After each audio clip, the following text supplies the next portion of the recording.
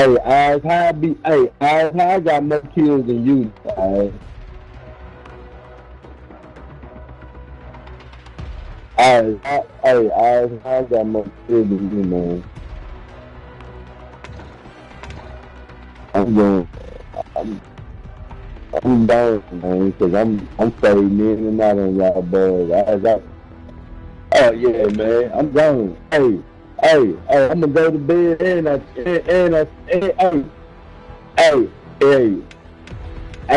hey, but goddamn me, you supposed to be on top of me, nigga. I wake up out my sleep and get 5 kids, nigga. Come on, man.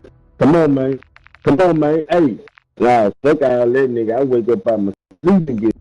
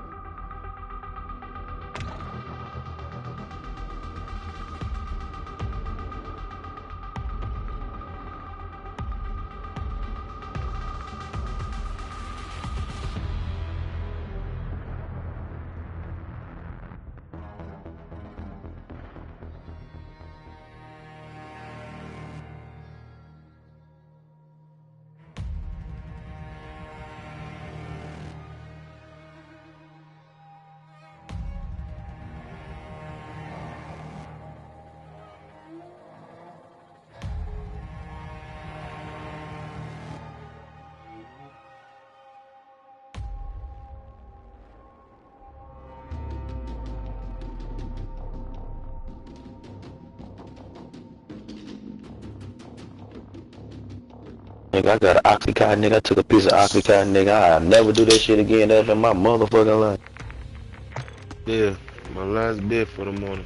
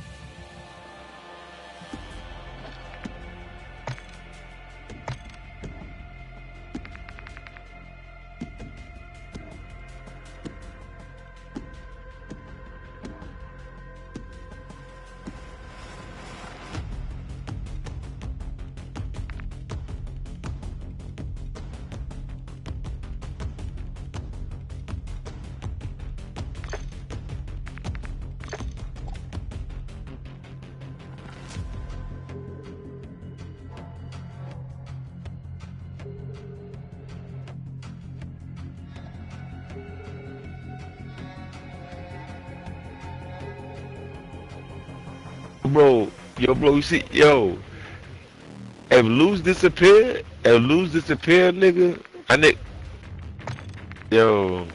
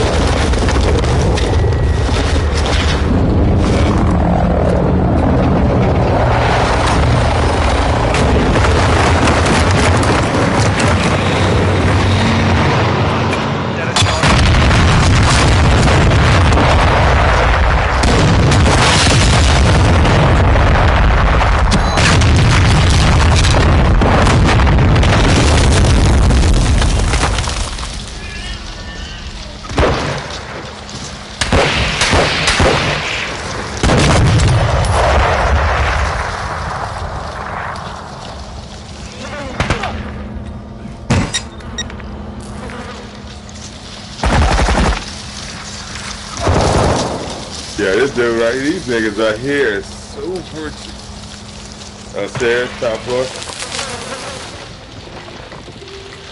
Above your partner, above, came out the door.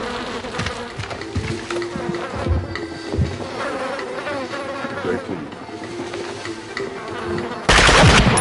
you. Told you this nigga right here. Resupply on.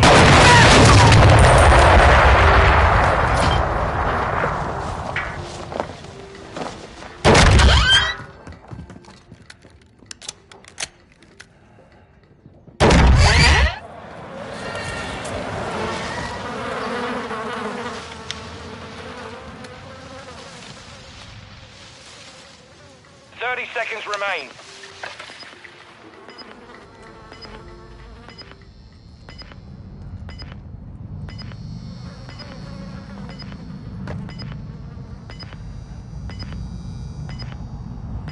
Love it. 10 seconds remaining. Yeah, that's where he was.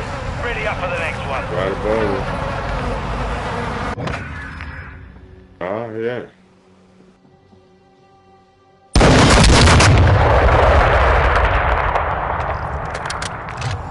Search and destroy.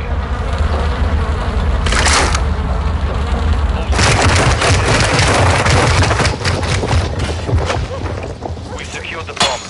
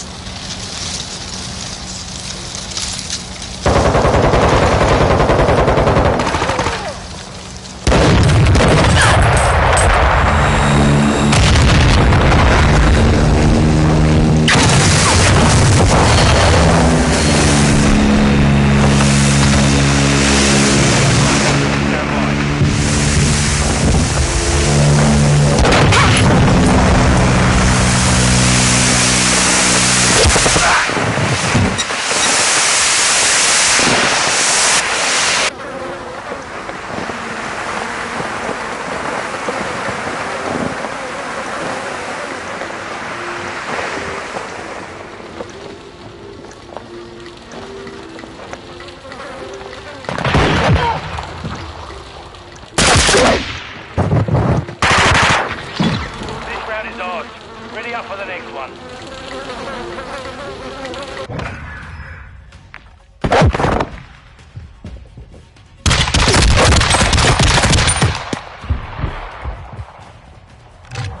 Search and destroy.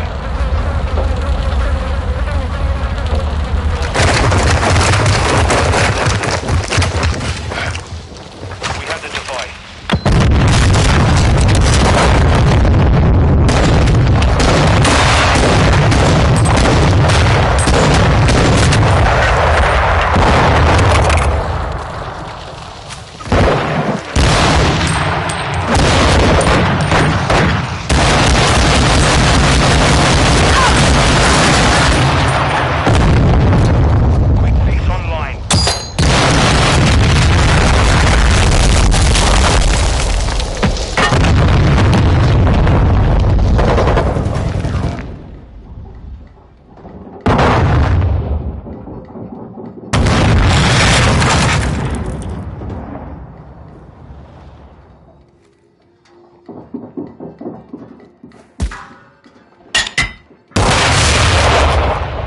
Final minute.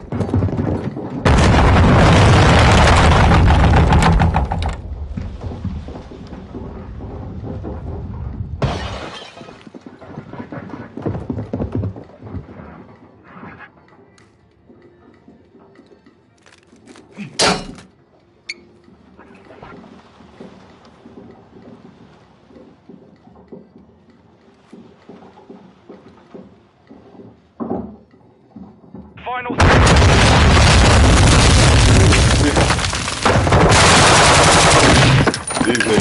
These niggas be acting like a motherfucker, bro. We took a loss there. Yeah, Let's them not on repeat it.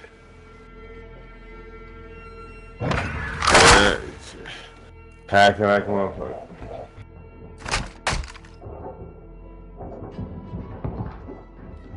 Switching sides. Search and dude. destroy.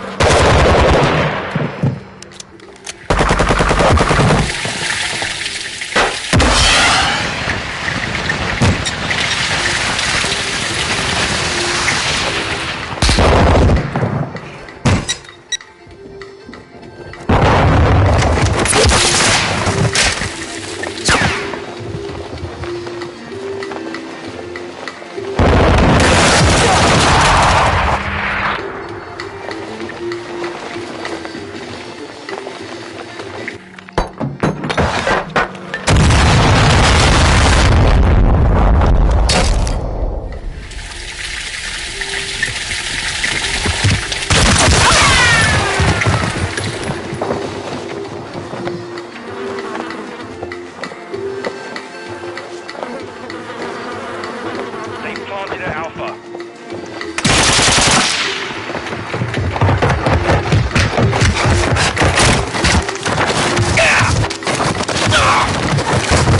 We lost that round.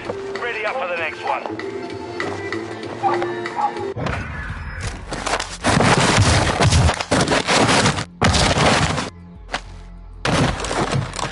Nigga, I'll still get up next round. Search and destroy. I'll still get up next round, nigga. What's up?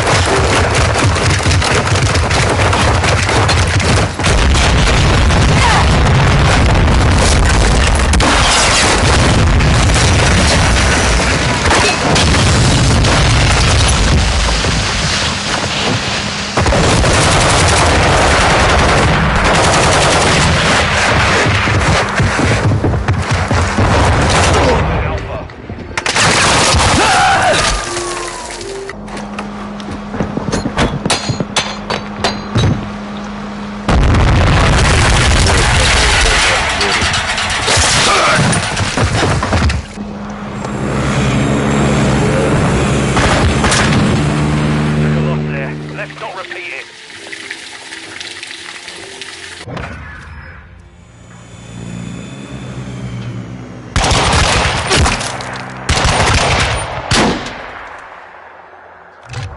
Search and destroy.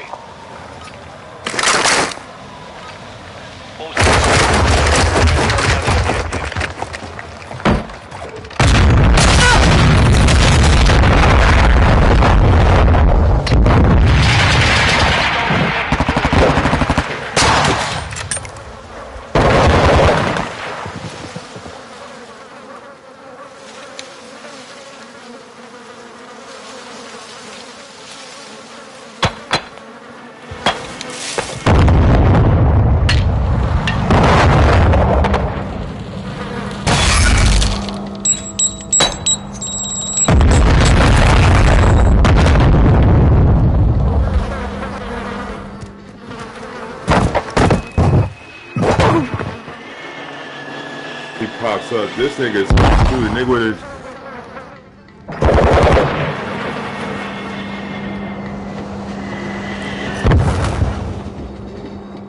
final minute.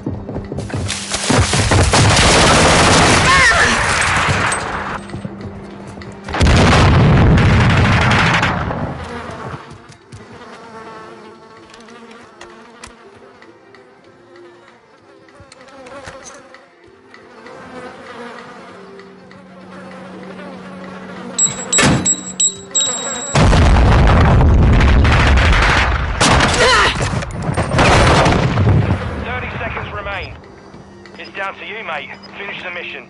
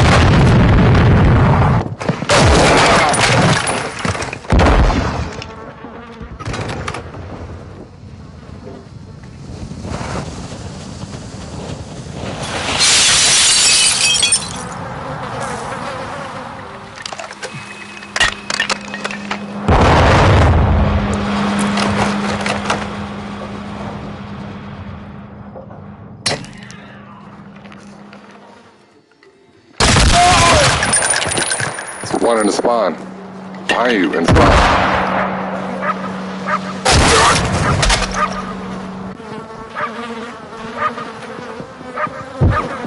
Final minute.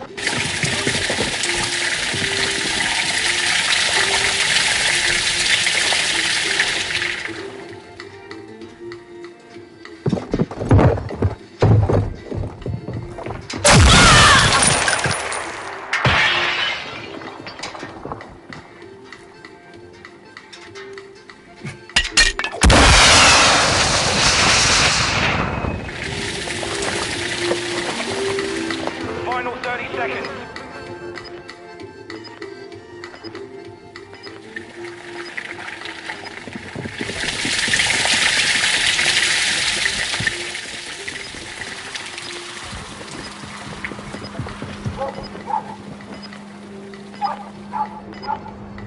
Seconds.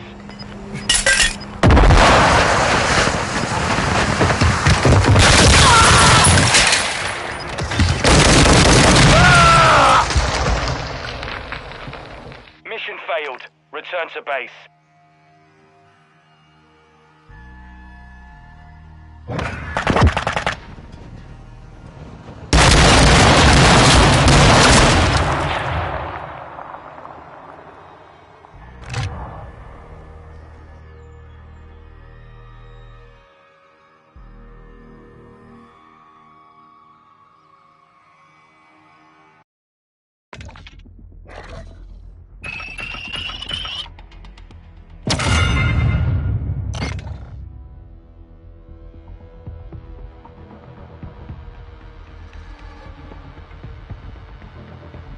I got one more. Yeah, I got one more.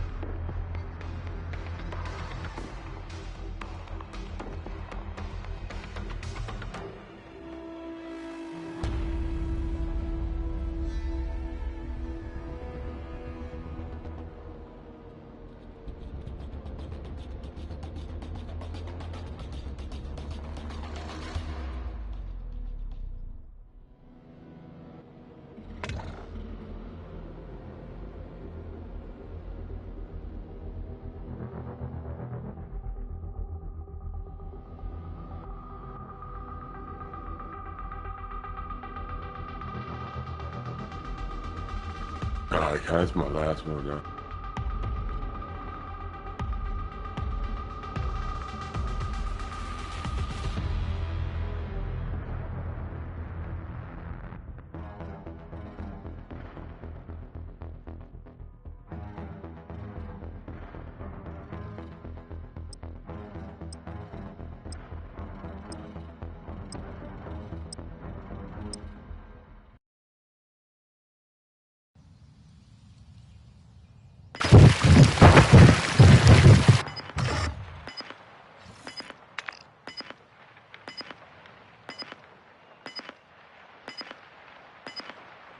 Seconds remaining.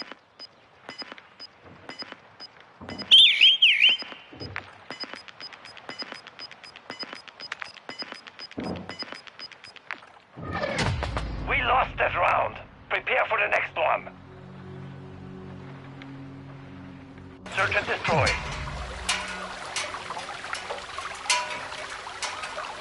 So quick plan B.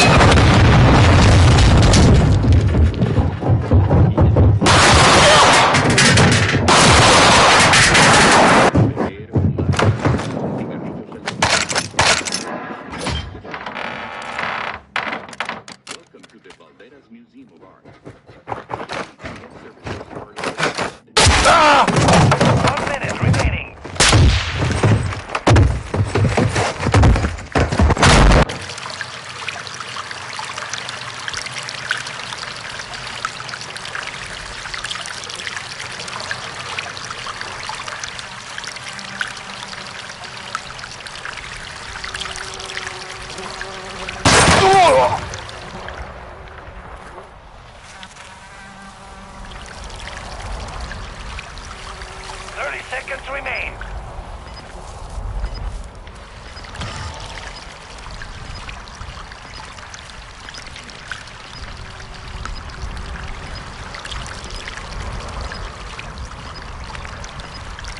Quick fix online. 10 seconds.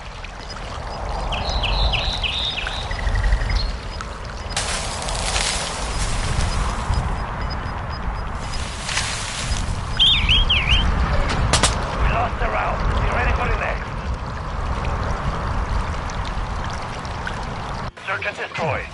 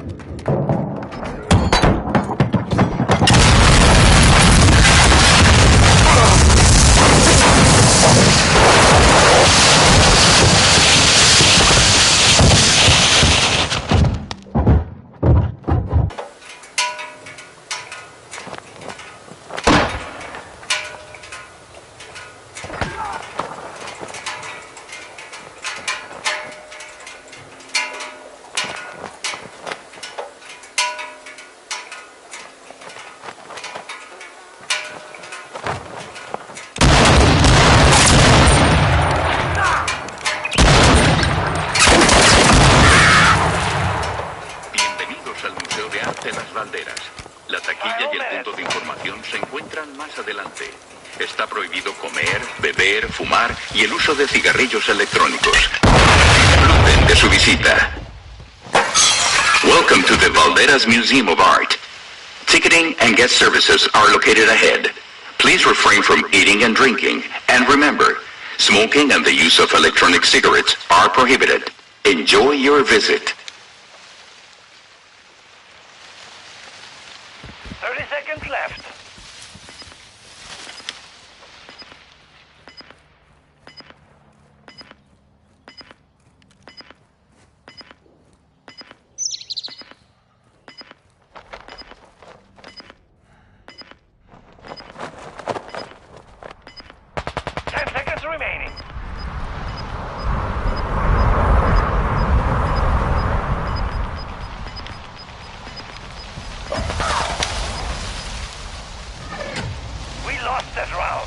Prepare for the next one.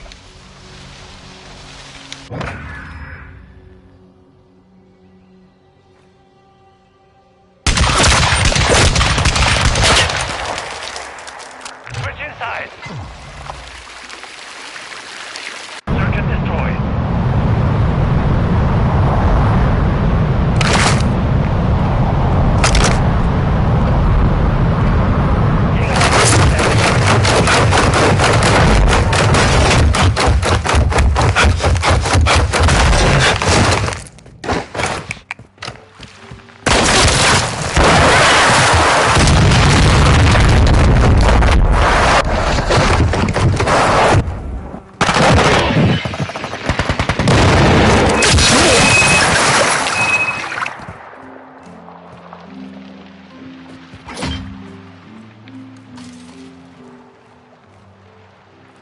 Disbanded a Bravo.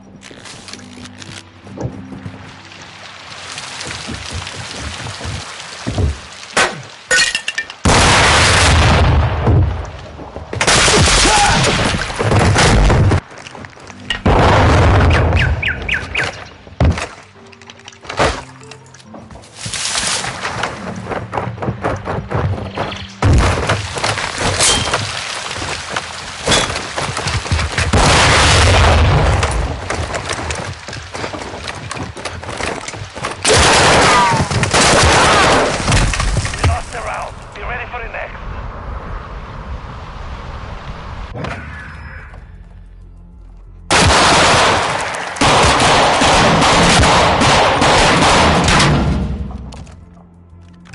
Search and destroy.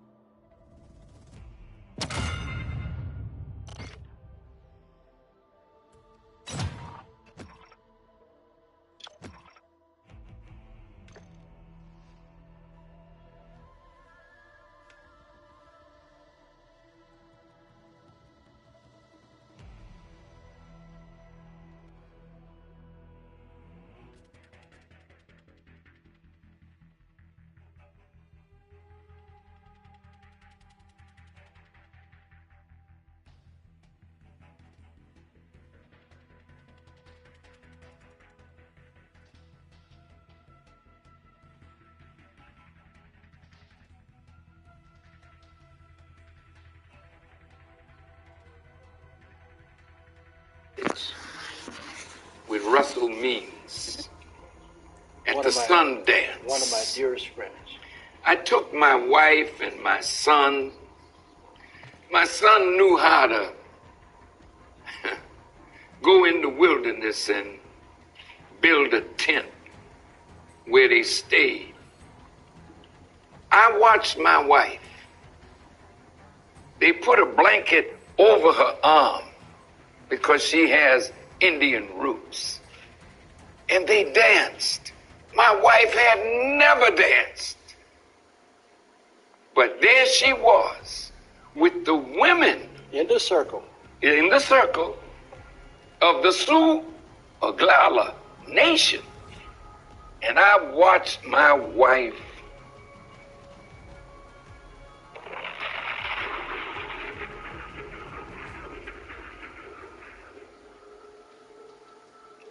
reach down in her roots, and you could not tell that she was not one of the Oglala Sioux women as she danced with them. You know what, brother? Hold on, let me make sure.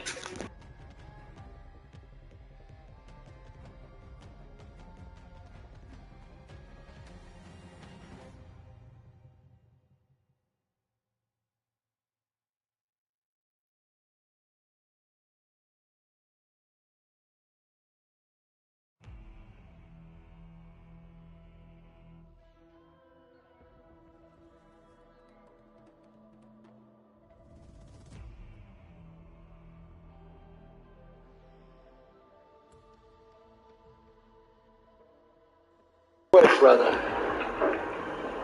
If you were to walk into any mosque in America and you just laid your hands on the first person or the third person or the fifth person that you see, you realize that you're laying your hands on a Native American?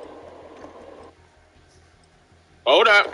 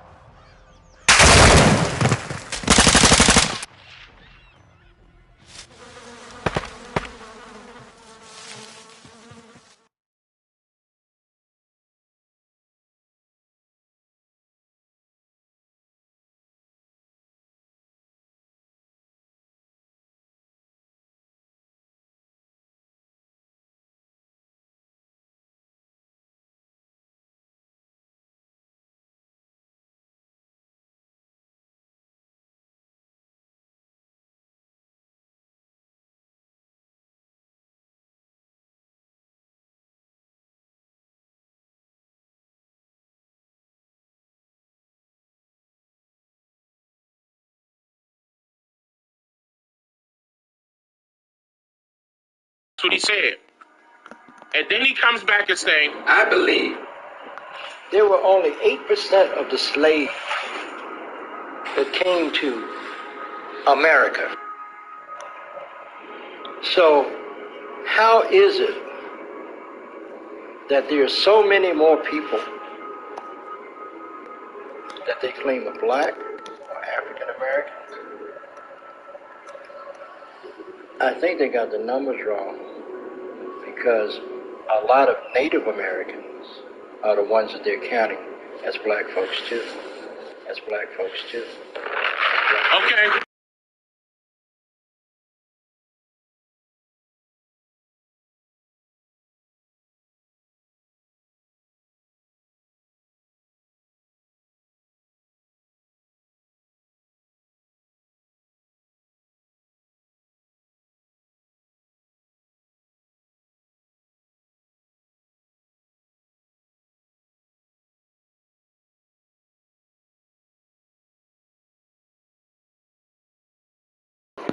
As black folks too. Okay, a lot of Native Americans, you heard them, are the ones that they're calling black folks too. Now,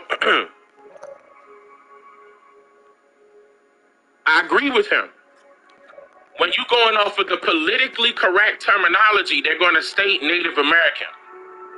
Now, when I said, and once again, I told you, his folks follow me. I know he followed me. They are fully aware of who I am.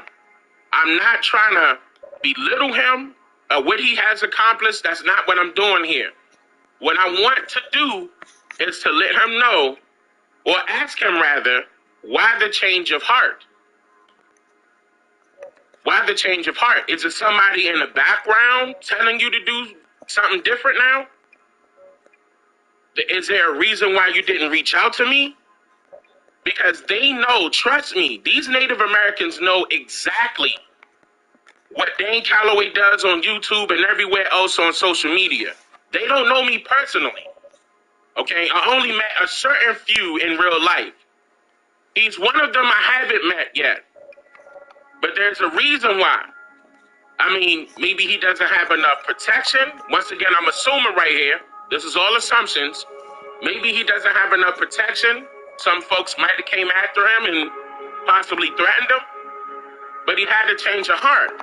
Because in the next video that I'm getting ready to play, this was sent to me right after I did my video on, well, videos rather, a full-fledged documentary technically on the term Native American. Now, once again,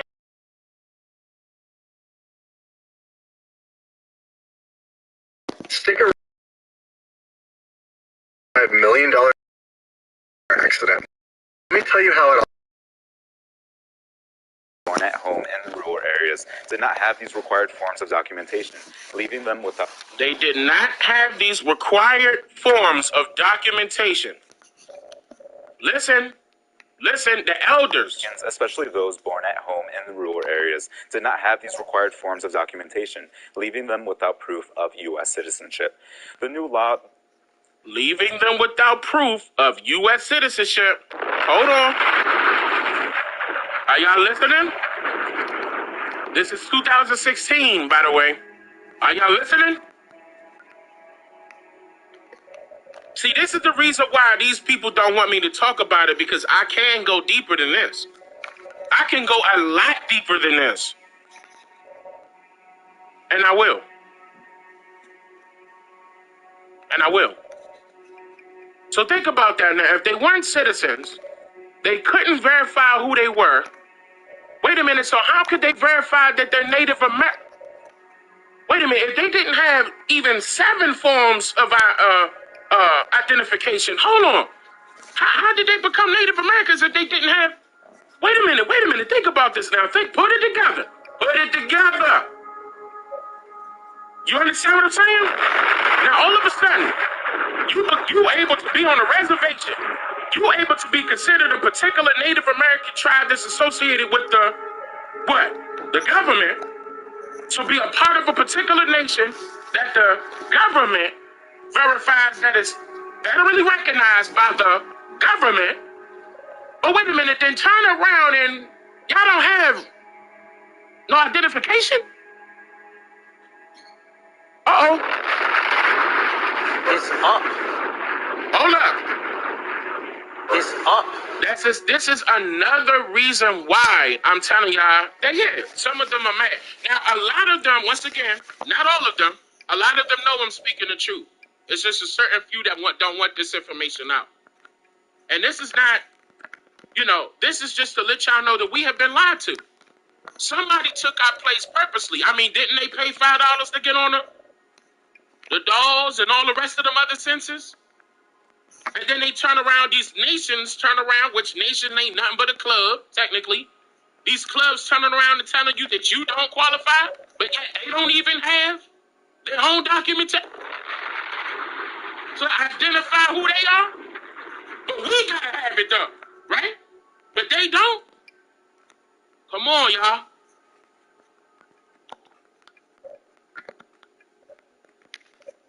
You putting it together? We just getting started. We just getting started.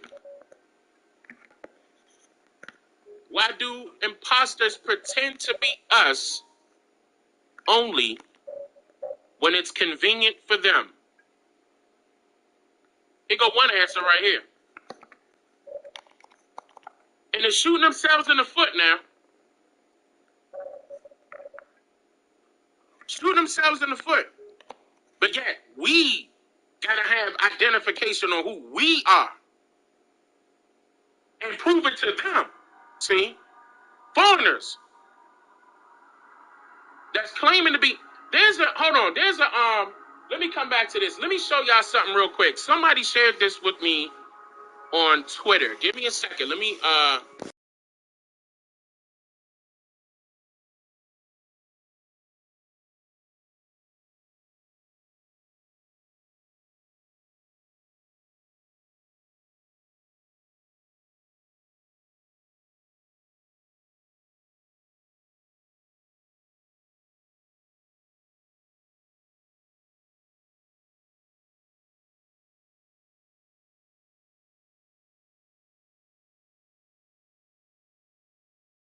and what their agendas were.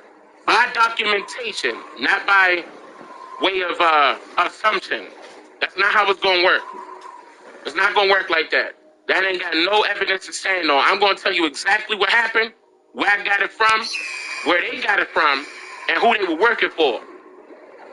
And who they were working for. Or why that was being implemented. Here's another one, though, on the Afro-American studies right here. We got to knock this out. And then we're going to get into some more right after this.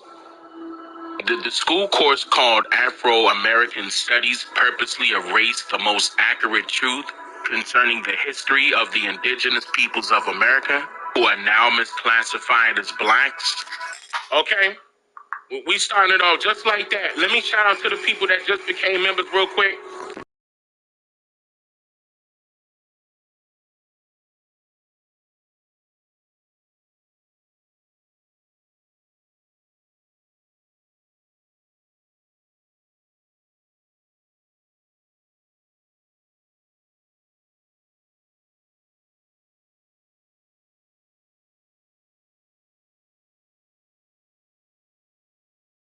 It get deep.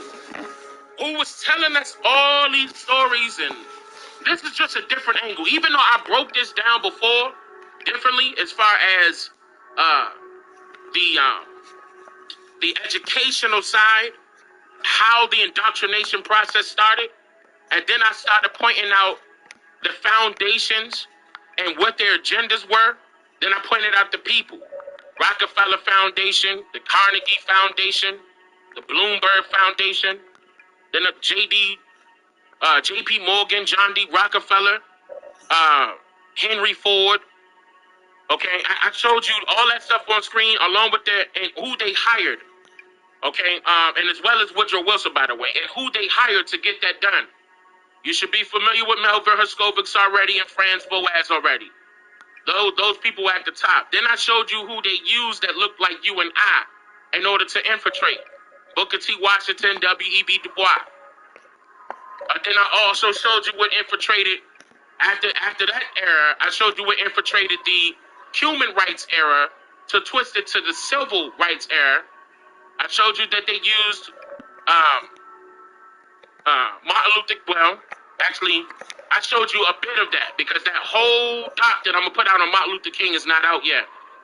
But he was being used, and so were other people after him. And actually, one other person before him, we got a doc on her coming out too. I'm not going to say too much, babe. I know you're going to get on me. But I got to expose who these people are and what their agendas were. By documentation, not by way of assumption. That's not how it's going to work. It's not going to work like that. That ain't got no evidence to stand on. I'm going to tell you exactly what happened, where I got it from, where they got it from, and who they were working for. That's right. And who they were working for. And why that was being implemented. There's another one, though, on the Afro-American studies right here. We got to knock this out. And then we're going to get into some more right after this. The school course called Switch.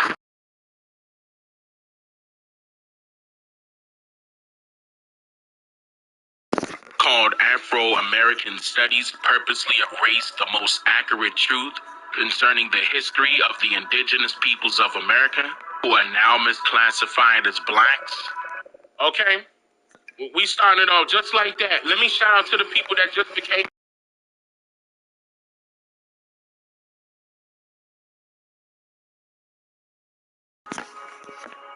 Listen, if y'all, look, that's not me. I'm gonna let y'all know that right now. That is not me. I'm over here trying to teach y'all something. So if they're trying to distract y'all off of this video, they're gonna do things like that, okay, in order for it to get in the way. Even if y'all gotta come back later on to watch the video, if you got something else you got to do, fine. But you guys have to see this. You have to see this. Not only this and everything else that I'm showing you. I mean, it go hand in hand. Yeah, his speech was delivered in 1892. I appreciate that, Rome. Thank you. I appreciate that, bro.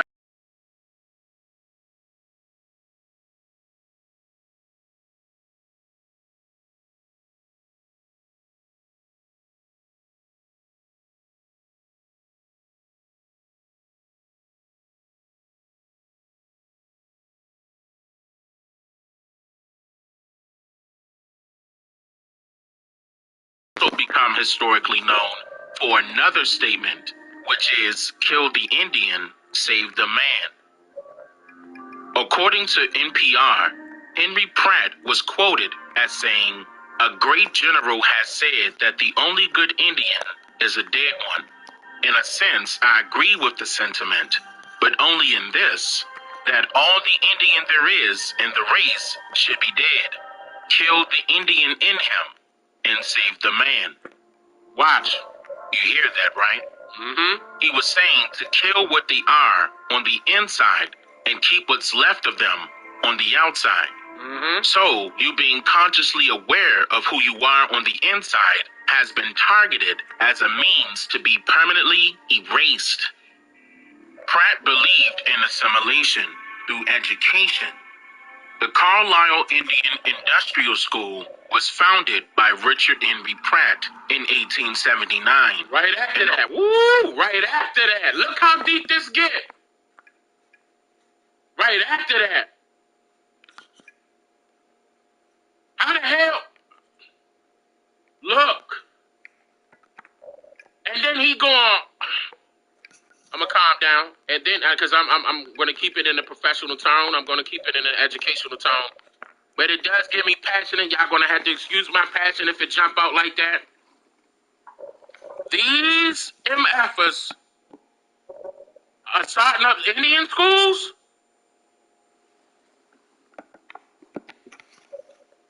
After he done talked about kill the Indian, save the man.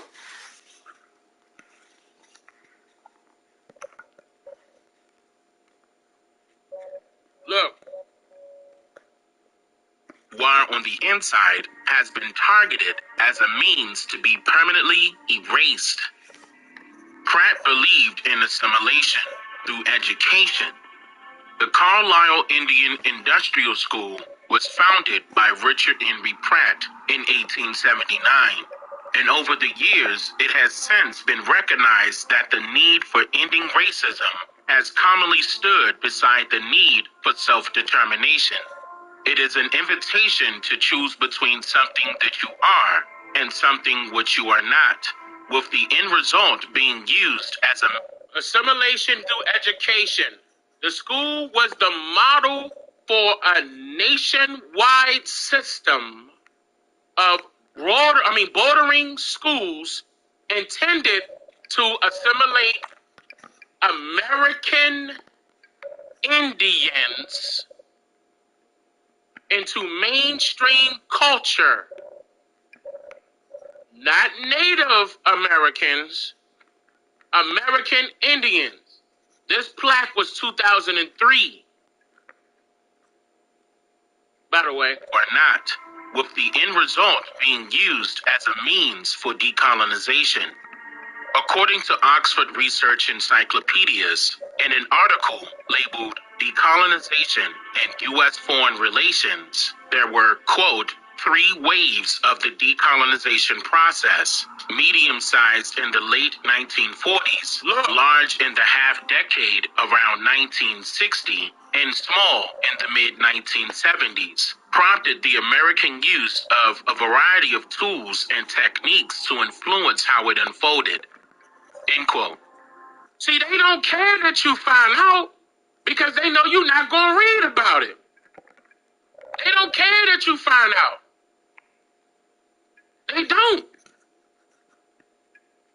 But I'm being faulted for pointing this out. Many of these tools included covert espionage or overt military operations. Some tools use traditional or public diplomacy and economic or technical aid. One of the most powerful tactics that was heavily used over the years, especially in international law, and is recognized as a general principle of law, is the core principle of self-determination. Now, it is enshrined in a number of international treaties, and it's protected in the United Nations Charter and the International Covenant on Civil and Political Rights as a right of all people. Now, also, remember, I forgot which live stream it was, but it was just recently here. It was like during that time where I went back to back, in which I'm going to go back to back again. But I was referring to the undrip and the A-drip. There y'all go. This is why I love y'all. Y'all paying attention. There y'all go. I just looked at the chat and saw y'all. There y'all go. There we go. Thank you. Thank you. And look at how deep this about to get. Look how they tried to twist and turn this. And certain people out there, Native Americans, like, no, you know, the ones that want to consider themselves Native Americans, saying that we can't use it. We can't use undrip or A-drip. When self-determination is a human right, allegedly, right? But no, they knocking us. But saying, no, that we just self-determine who we are, and that's wrong? Wait a minute. We're being belittled? Chastised? How is this making sense? How are we allowing that to happen? Because our people don't even know that we are protected in more ways than one. Okay. And see, that's what I'm here for. DJ Perkadelic, I appreciate that, brother. And you doubled up right there, so I'm going to double up. Thank you, brother. I appreciate that. Cynthia Fuller, thank you for becoming a member. I appreciate that, sister.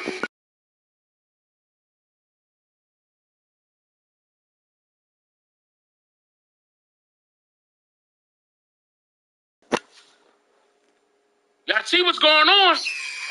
60 years ago. That's right, that flight. 60 years ago.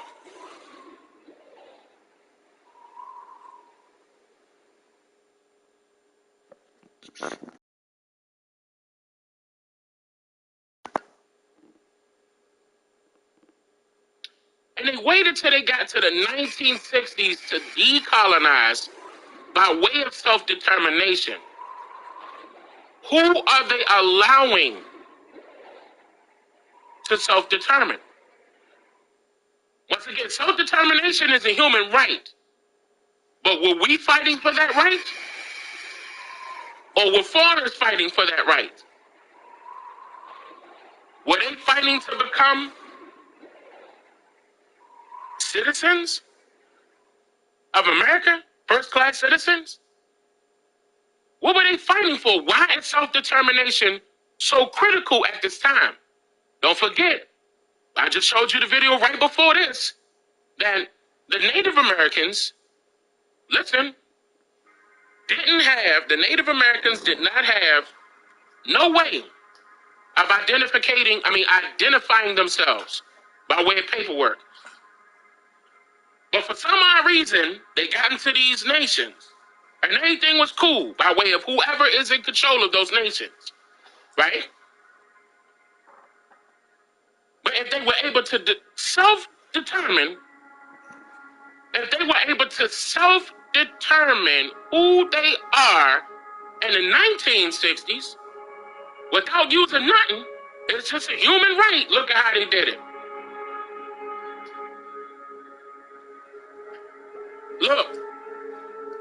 And again, our people were unaware of this, so somebody was easy. That was easy. It's easy for anybody else to take our place, right up under our noses, and say that it was legal, say that it was lawful under the color of law, under the color of law.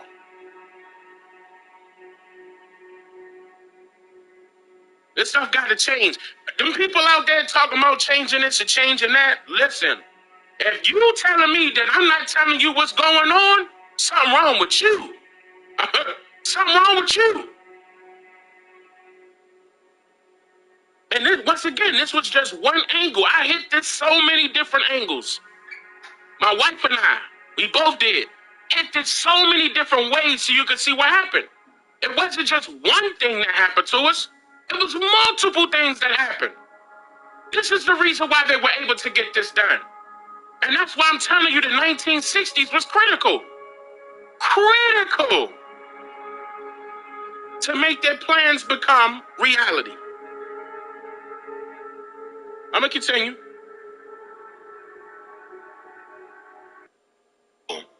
According to Cornell Law School, it was self-determination that laid the groundwork for decolonization in the 1960s. Giving the right of self-determination to all people leads to successful successionist movements.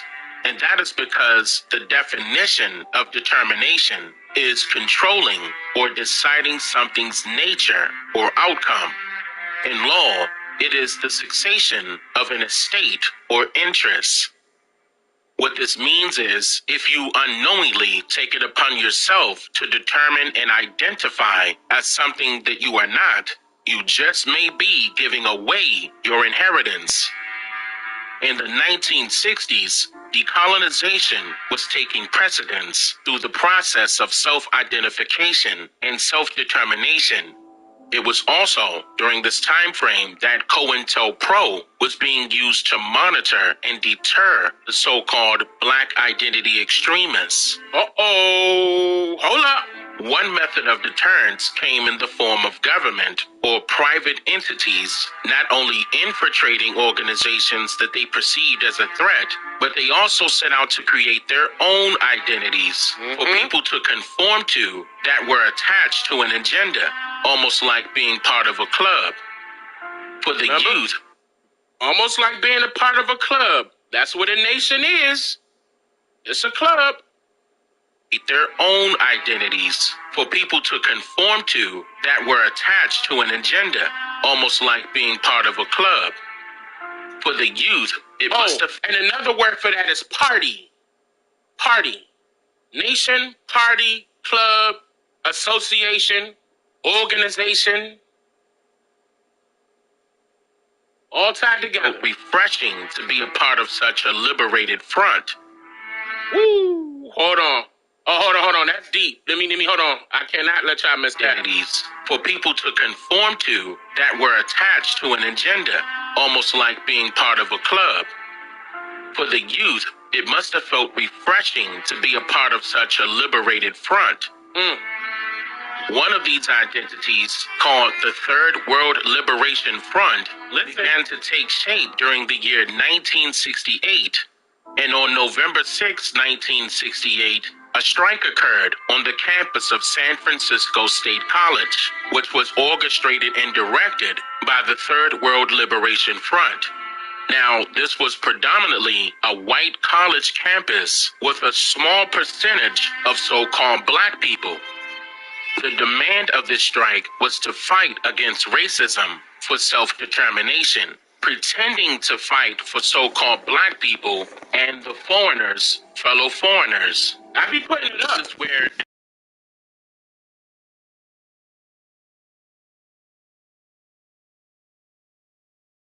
of higher education in an article labeled The Beginnings of Black Studies following this strike, quote, By 1971, more than 500 programs, departments, and institutes have been founded on four-year college campuses. Add in Black Studies initiatives in those same years at high schools and community colleges, and the number jumps to more than 1,000. So you heard this, right? Now you know that they were being, wait a minute, why were they being taught about us before we were being taught about us? Wait a minute. That don't make sense. Now, keep in mind that this says February 10, 2006, so they're going to use the term Black Studies, but just know that it's referring to Afro-American Studies during the time period that they're referring to. Afro-American Studies was the terminology, not Black Studies. Don't forget that. Let me make sure that that's being noted. But just think about that. Why is it that they were being taught allegedly about us, allegedly, before we were being taught about us? Why is that?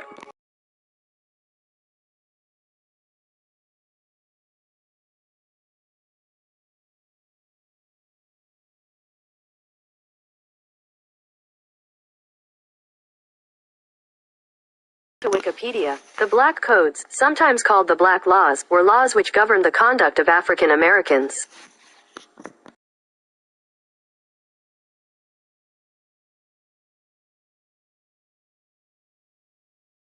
According to Wikipedia, Dum Diversa is a papal bull issued on the 18th of June 1452 by Pope Nicholas V that authorized Afonso V of Portugal to conquer Saracens and pagans and consign them to perpetual servitude.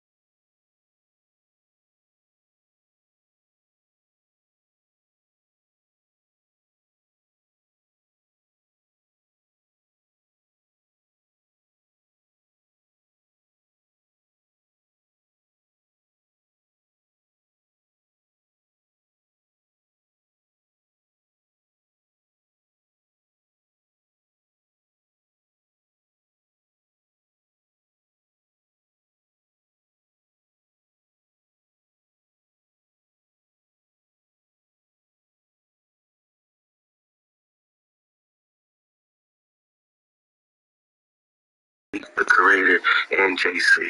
They had to invent a new test with a new hero and a new romance, man. Love to the Templar. That, man, then you come trembling to Hawaii, because now you're not in solitary. You're humble because you didn't know that the creator could do that to you, right? Take away all your memory, put you in the Ruach Tardima, put you to sleep, put you in a slumber. But, you know, the book of Isaiah talk about our slumber, right? The Ruach Tardima. Now you come trembling, humble to Hawaii and to his goodness in the end of days. Had to slow it down for the Nagas in the front of the class, you know what I'm saying? Hey, you've been in solitary because you're going after these other guys.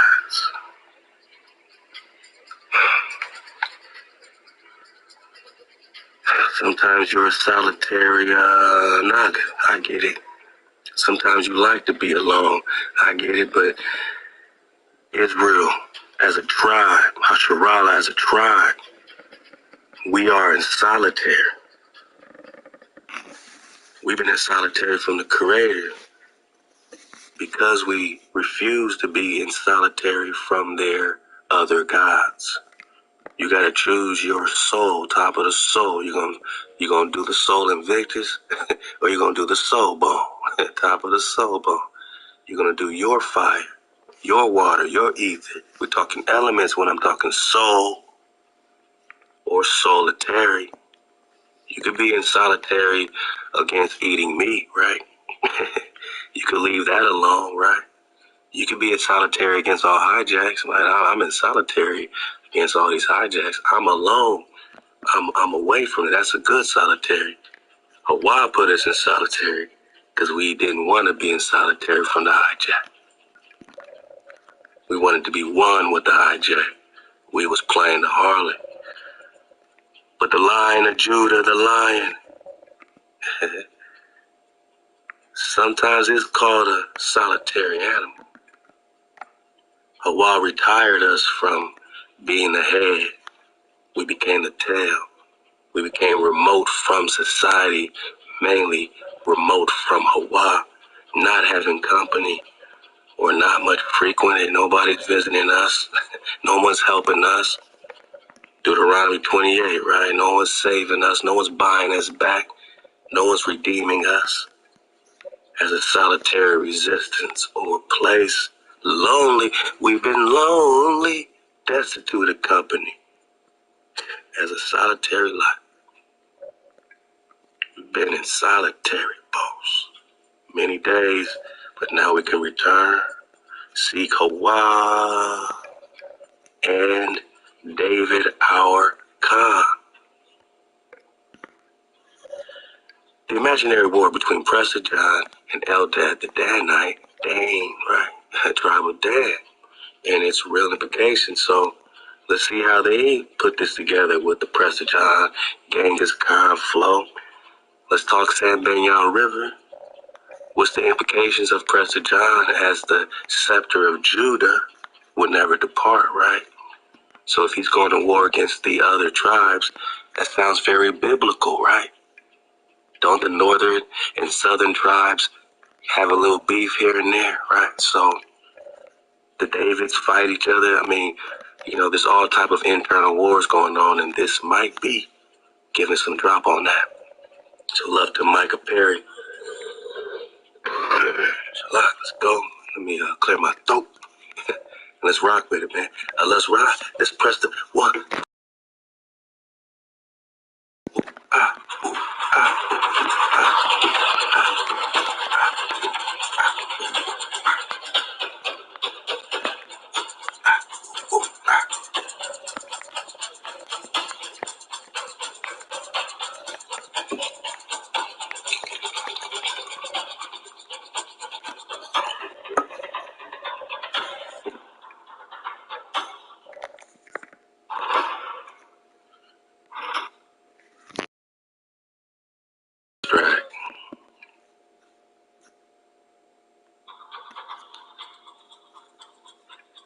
The abstract. All right, let's go. After introducing Eldad the Danite and his literature, this article presents an entangled history. Here we go, boss. It's very entangled. Of the belief in a utopian land. Like a promised land, let's go. Among medieval Jews. Medieval, man. Look, man, I know. I'm going to read it, but medieval, right? So this is when they want to put these titles, Dark Ages, medieval. They're talking so-called black people. Specifically, they're talking, the tribes, the Hebrews, the copper-colored Khans, right? So, medieval Jews and Christians. Nestorians, we get it. Let's go. It does so by examining the relationship between the Eldad literature and the different versions of the letter of Prester John, first in Latin and then in the vernacular. These two tales of an imaginary land, call it America, boss, were popular among both Jews and Christians. And again, they say imaginary land. We're talking Indian Superior. This will be their imaginary land. Cathay, Cateo, India, right? Florida, Mexico, right? Let's pan out. We're talking about Asia, right? Asia, right? Does North America exist? Or are we just talking Asia, boss? Florida, Asia, got it.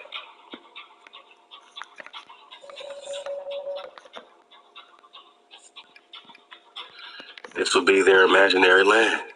This is what they're looking for, right? This is what Columbus looked. This is what Cortez, Bernal Diaz, and them, right? So let's go.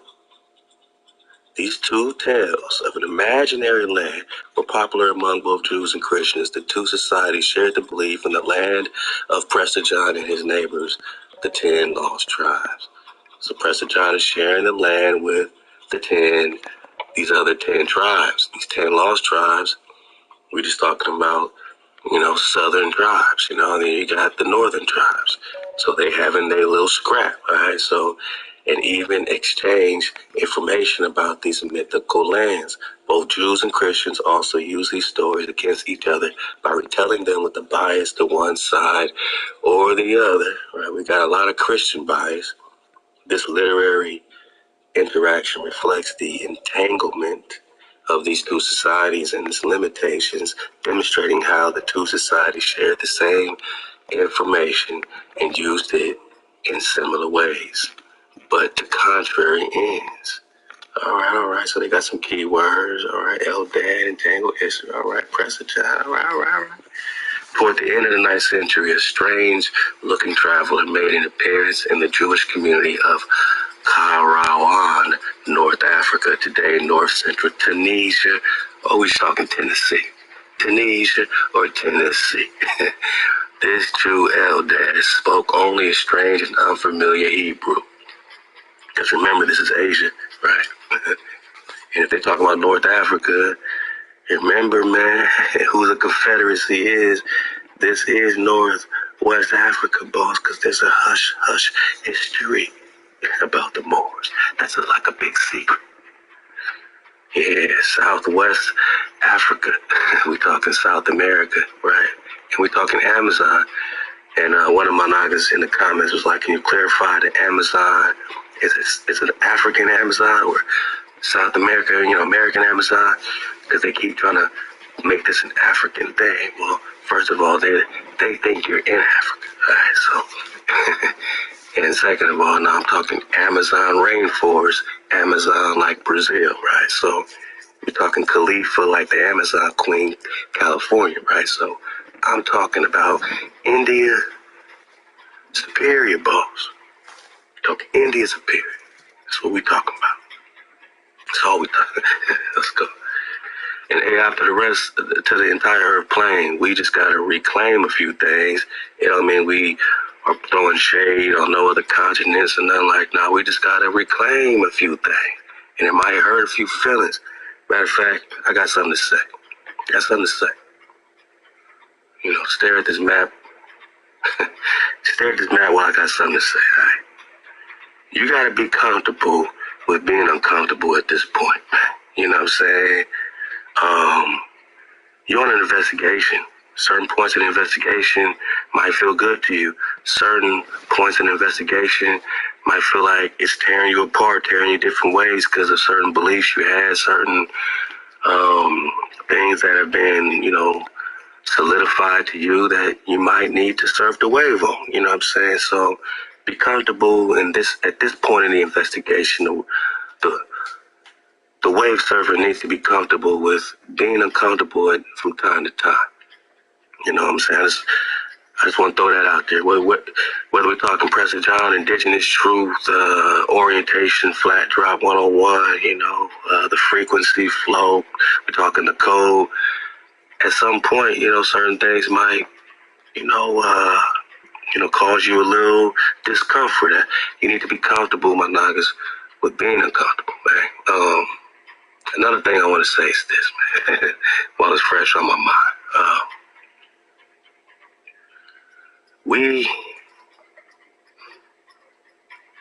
The way we act, the way us as I'm just talking to my people. I'm talking to my people, okay?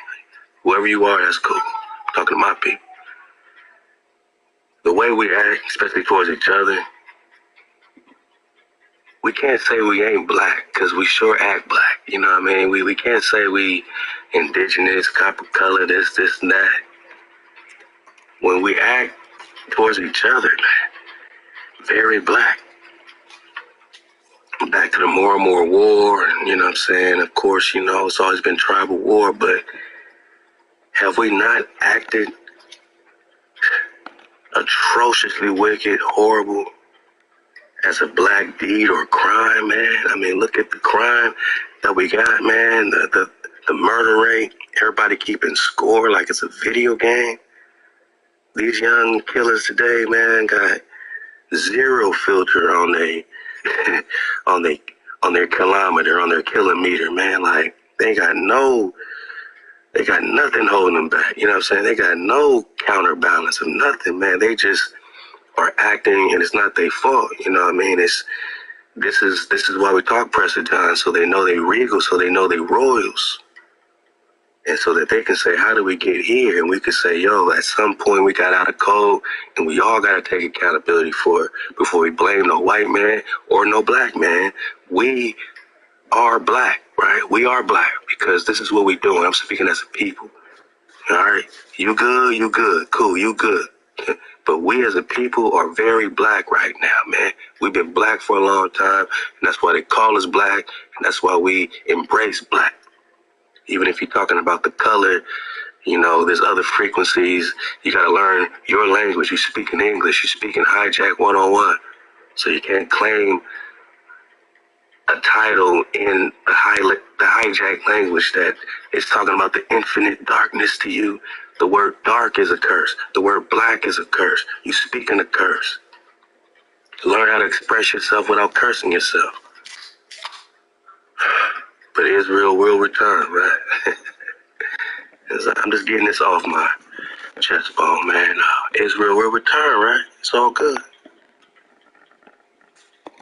We're going to stop acting black, right? Okay? We're going to see Kawhi, we're going to KTC. We're going to stop being atrociously wicked, stop murdering each other, stop thieving on each other, stop bearing false witness on each other. Monogamite. As we grow up in our frequency, as we cool, things get real clear. Everyone wants to hold us back. Everyone wants to stunt our growth. But they can't because it's destined. It's our destiny to be who we are. We can't be false witnesses on each other. And the worst type of false witness is a nigga that sets you up to try to, you know, make you these type of things. You know what I'm saying? There's a big difference between you witnessing something, even, you know, you can be in error and have to correct your error to witness, you know, properly or whatever, or you can come to a proper conclusion based on what you're witnessing, and because that brother or sister don't like what your conclusion is, they'll call you a false witness, and they don't understand, man. They are false witnessing by calling you a false witness. If you came to your conclusion honestly, if you have literal breadcrumbs and a trail in an investigation, or, you know, anything that you put together to come to your honest conclusion, you don't have to like my conclusion. It don't mean I'm a false witness. I don't have to like your conclusion. It don't mean you're a false witness. And the worst type of false witness is someone who's claiming somebody's false witnessing on them, and all they're doing is, you know, coming to an honest opinion or a conclusion. A real false witness is someone who plots on you, plots on your ass to smear your name and, you know, put you into some type of traffic or flow that has nothing to do with you, tries to put some type of crime on you that can get you hurt, you know what I'm saying, can get you twisted.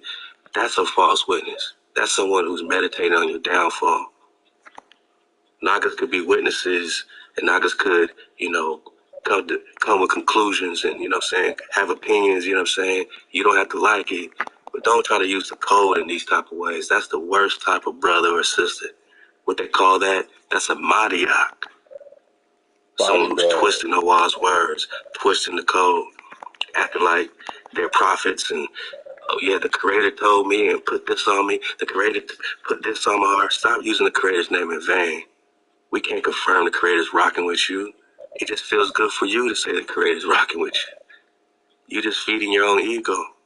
You never hear us say, oh, the Creator, oh, this lesson was put on my heart. You know, I hope and pray, you know what I'm saying, that I'm surfing the right, you know, wave with Hawa, that I'm surfing a wave that's pure water with our Creator, and that I can continue to sharpen up and grow in the frequency so that it is pure water. You know, that's the hope, that's the prayer. But, you know, I never just say, hey, Hawa told me to tell you to do this.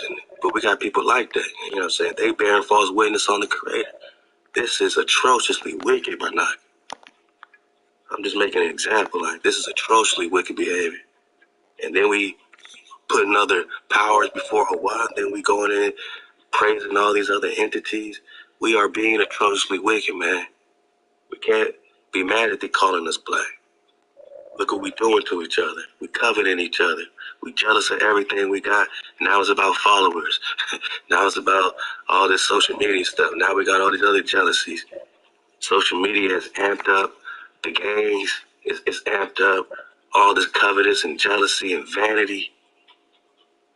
It's you know what I'm saying? But yet within that, we got, you know, babies in the bathwater, you know what I'm saying? And all praise to God, we got the water that's flowing even through social media and AI to the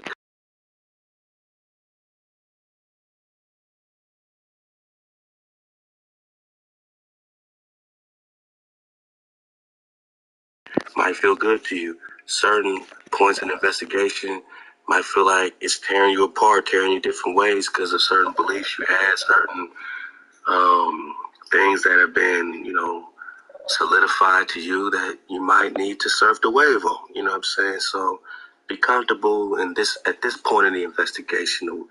The wave surfer needs to be comfortable with being uncomfortable from time to time. You know what I'm saying? I just want to throw that out there. Whether we're talking Pressure John, Indigenous Truth, Orientation, Flat Drop 101, you know, the frequency flow, we're talking the code. At some point, you know, certain things might, you know, cause you a little discomfort. You need to be comfortable, my niggas, with being uncomfortable, man. Another thing I want to say is this, man, while it's fresh on my mind.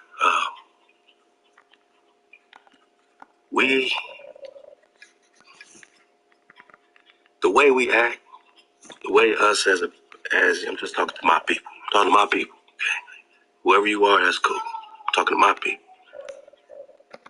The way we act, especially towards each other, we can't say we ain't black because we sure act black. You know what I mean? We can't say we indigenous, copper color, this and that.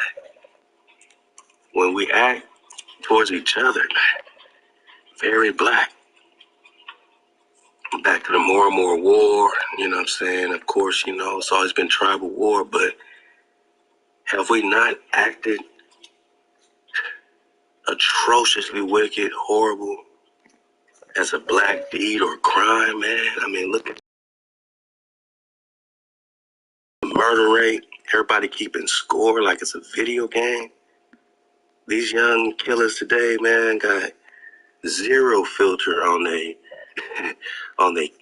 kilometer, on their kilometer, man. Like they got nothing holding them back. You know what I'm saying? They got no counterbalance of nothing, man. They just are acting, and it's not their fault. You know what I mean? This is why we talk Pressure John, so they know they regal, so they know they royals. And so that they can say, how do we get here? And we could say, yo, at some point we got out of code, and we all got to take accountability for it before we blame no white man or no black man. We are black, right? We are black because this is what we do. I'm speaking as a people. All right? You good, cool, you good. But we as a people are very black right now, man. We've been black for a long time, and that's why they call us black, and that's why we embrace black. Even if you're talking about the color, you know, there's other frequencies. You got to learn your language. You speak in English. You speak in Hijack 101. So you can't claim a title in the Hijack language that is talking about the infinite darkness to you. The word dark is a curse. The word black is a curse. You speak in a curse. Learn how to express yourself without cursing yourself. But Israel will return, right? I'm just getting this off my chest bone, man. Israel will return, right? It's all good. We're going to stop acting black, right? Huh? We're going to seek a while. We're going to KTC. We're going to stop being atrociously wicked, stop murdering each other, stop thieving on each other, stop bearing false witness on each other. Oh, you are? My nigga, like, as we grow up in our frequency, as we cool, things get real clear. So do. Everyone wants to hold us back. Everyone wants to stun our growth. But they can't, because it's destined. It's our destiny to be who we are. We can't be false witnesses on each other. And the worst type of false witness is a nigga that sets you up to try to, make you these type of things. You know what I'm saying? There's a big difference between you witnessing something, even, you could be in error and have to correct your error to witness, properly or whatever. Or you can come to a proper conclusion based on what you're witnessing. And because that brother or sister don't like what your conclusion is, they'll call you a false witness. And they don't understand, man. They are false witnessing by calling you a false witness. Gotcha, bitch. If you came to your conclusion honestly, if you have literal breadcrumbs and a trail and an investigation, or anything that you put together to come to your honest conclusion, you don't have to like my conclusion. It don't mean I'm a false witness. I don't have to like your conclusion. It don't mean you're a false witness. And the worst type of false witness is someone who's claiming somebody's false witnessing on them, and all they're doing is, coming to an honest opinion or a conclusion. A real false witness is someone who plots on your ass to smear your name and, put you into some type of traffic or flow that has nothing to do with you, tries to put some type of crime on you that can get you hurt, can get you twisted. That's a false witness. That's someone who's meditating on your downfall. Nagas could be witnesses, and Nagas could, come with conclusions and, have opinions, You don't have to like it, but don't try to use the code in these type of ways. That's the worst type of brother or sister. What they call that's a Madiak. Someone who's twisting Hawa's words, twisting the code, acting like they're prophets and, oh yeah, the Creator told me and put this on me. The Creator put this on my heart. Stop using the Creator's name in vain. We can't confirm the Creator's rocking with you. It just feels good for you to say the Creator's rocking with you. You're just feeding your own ego. You never hear us saying, oh, the Creator, oh, this lesson was put on my heart. But, I hope and pray, that I'm surfing the right, wave with Hawa, that I'm surfing a wave that's pure water with our Creator, and that I can continue to sharpen up and grow in the frequency so that it is pure water. That's the hope, that's the prayer. But, I never just say, hey, Hawa told me to tell you to do this. But we got people like that, they bearing false witness on the Creator. This is atrociously wicked, my knock. You know who you are? I'm just making an example. Like, this is atrociously wicked behavior. And then we putting other powers before Hawa, and then we going in praising all these other entities. We are being atrociously wicked, man. We can't be mad that they calling us black. Look what we doing to each other. We coveting each other. We jealous of everything we got. Now it's about followers. Now it's about all this social media stuff. Now we got all these other jealousies. Social media has amped up the gangs. It's amped up all this covetous and jealousy and vanity. It's you know what I'm saying? But yet within that, we got, babies in the bathwater, you know what I'm saying? And all praise to God, we got the water that's flowing even through social media and AI to the cons that's popping off, really making it a balance, really putting a balance out there. But, man, the vanity got to stop. The adultery got to stop. Covetous. Gotta stop. Bearing false witness got to stop, man. Body bag. We ain't honoring our frame and our shaper, man. We ain't honoring Ama Abba. That got to stop, man. We ain't resting. We ain't taking that breath. Or I say, take a breath, just like you tell your children. Take a breath. Go lie down, get some rest. And they want to pop off and start playing video games. Like, that's an issue, right? And this is what we doing. Hawa is just telling us to rest. Not go to church, not go to a mosque. Rest. We being atrociously wicked, man. So Just want to put that out there from the hard bone, man. The way that we act, we are black as a tribe. And I'm here, to change that. We here to change that. Drop Nation here to change that so that we can return, right? Because afterwards shall the children of Israel return. Sikawa and King David. Well, let's go. Kaka. So,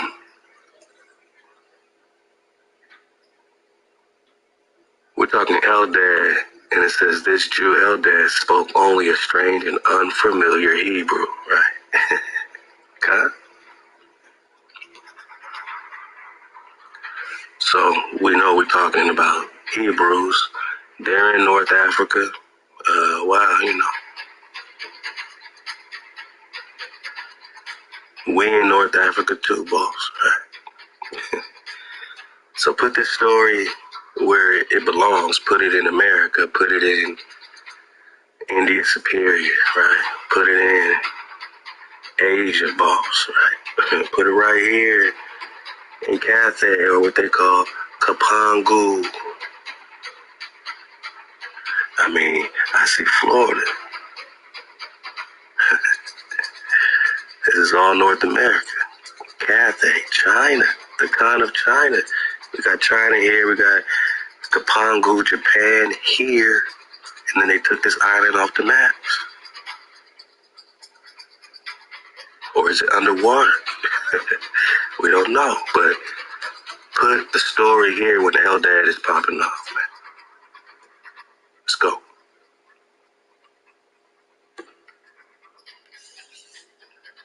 North Africa, right? Tunisia, Tennessee. Eldad spoke a strange and unfamiliar Hebrew and claimed to come from the lost tribe of Dan.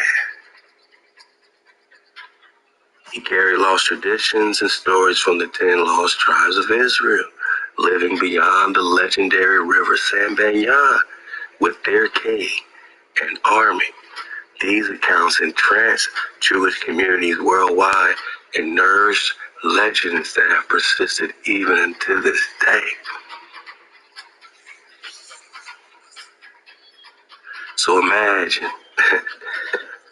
we're going to, talk Sambanyan, trust me, we're going to go all the way in on the Sambanyan, maybe on 122, but this is a mythical river, they say, was like a river of sand, a sand river, but it still had fish, but you can't cross it on the Sabbath,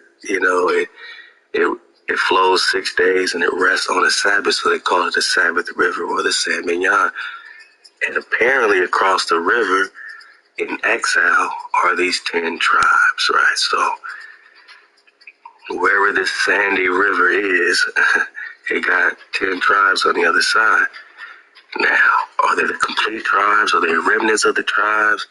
Are they people that, are they real niggas ready to pop off when it's time? Like, is it all happening, man? So let's go. These accounts entranced Jewish communities worldwide. All right, so in the 12th century, Europe was electrified. Europe was electrified by a letter addressed to the Byzantine Emperor Manuel from a Christian king. Nah, man, we know better. Nestorian, right? Prester John, living beyond Arab lands. We're talking Arab, let's go. In a land of wonder and riches among the nations subject to his rule are listed the 10 tribes or lost tribes of Israel. But you're going to return, right? So that's, you're going to be found again. And their king, described by Eldad almost 300 years before. And we got out the press a letter that this king of Israel had, raised up as he's the king of Israel over these 10 tribes. And the beef was Prester John said, man, what are you talking about, man? I got the scepter. So it was like a northern tribe, southern tribe, battle. You know what I'm saying? This king boasted himself over the lost tribes. Now, what does that got to do with Genghis Khan? Because we know that's a very popular, familiar story of the war with Genghis Khan and Prester John. Go get the drop, right? So let's go.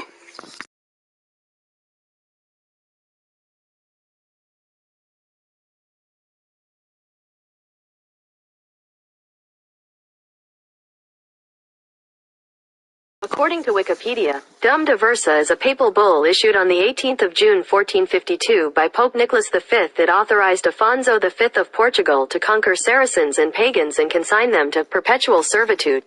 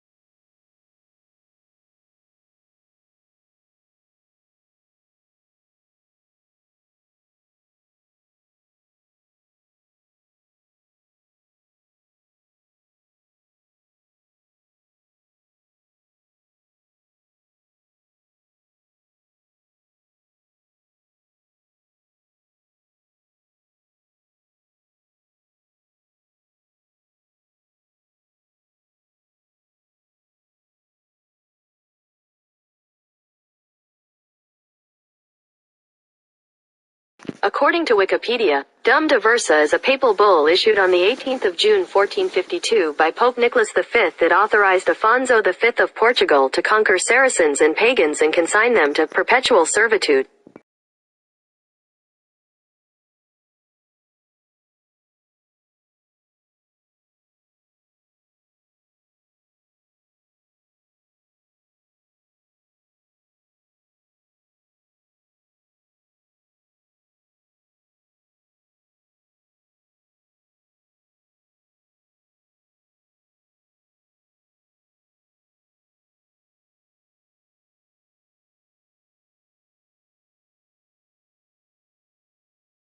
In that portion of Egypt, in other words, the western part of Egypt, they formed themselves kingdoms, and these kingdoms are called to this day Tunis, Morocco, Algiers, Tripoli.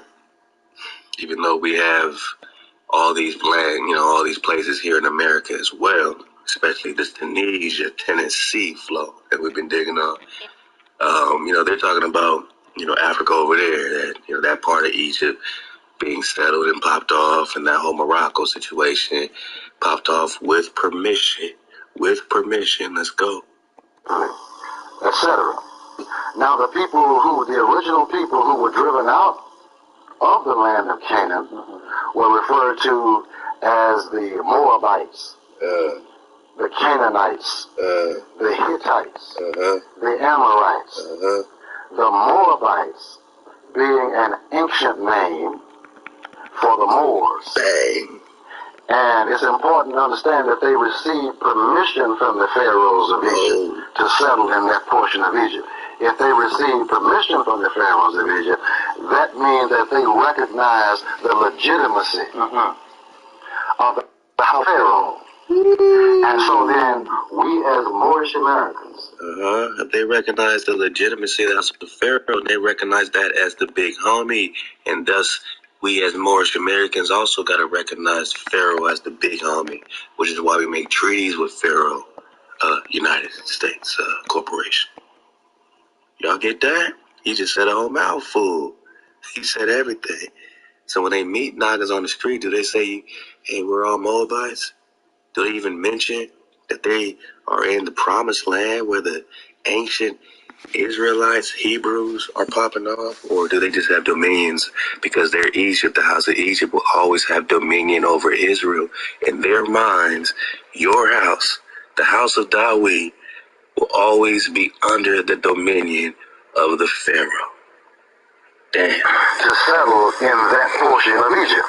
In other words, the western part of Egypt.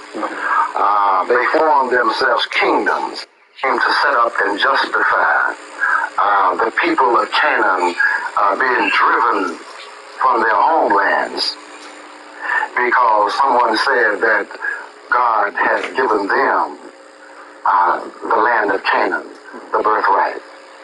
And so, as we follow the story in time, we find that the people of Canaan were driven out of the Holy Lands by Joshua. And they received permission from the pharaohs of Egypt to settle in that portion of Egypt. In other words, the western part. So they can only move with permission of whoever is claiming to be Pharaoh. They can only conquer and invade with permission of the big homie. And this is the big homie. This is their big homie. This is their prophet. You know what I mean? And hey, respect to them. They have their prophet, you know, this is their teaching, and that's what they sticking to. You know what I mean? But we can have our perspective, and same thing with this brainwashing and, you know, public school information. You know, you can ask questions, and if them answers, you know, ain't connecting for you, you know what I mean? You got to continue your investigation. You got to keep asking questions, man. That's all this is. That's all this investigation has been for us, man. And you know, we got to a point where we're like, all right, I hear you saying we Indians, I hear you saying we indigenous, but you're not really telling us about the American empire of Kalalust, of the Promised Land, of the Swanites, of Sylvanus, of Solomon the Builder, of Dawid. And why you hating on Joshua? Why aren't you acknowledging the tribes of Joshua? The tribe of Ephraim, the tribe of Israel connected with Joshua. But you can mention Joshua. But you don't mention the tribe and the history of the tribe of Joshua. You're just going to throw Joshua out there and then say it's all about Moab. That's the fourth tongueness. And this is why this ain't making no sense to the cons that got sense.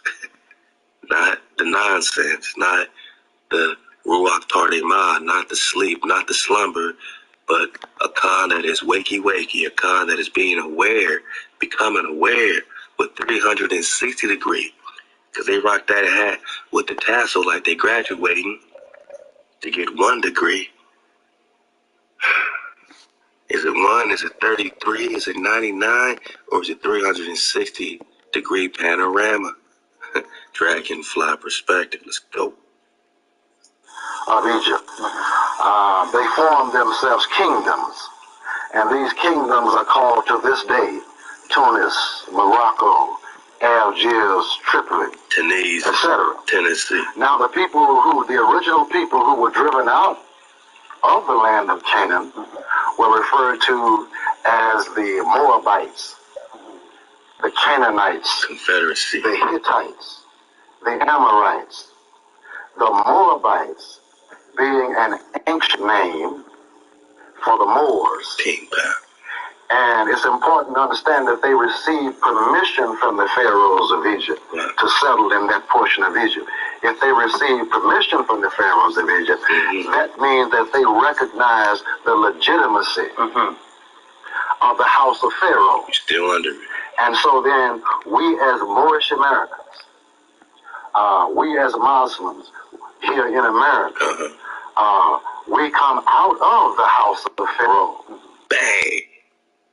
We come right up out the house of Pharaoh. That's all we need. Ping, pal. We out of here, boss. Hey, say it with me. Nagas in the back of the class.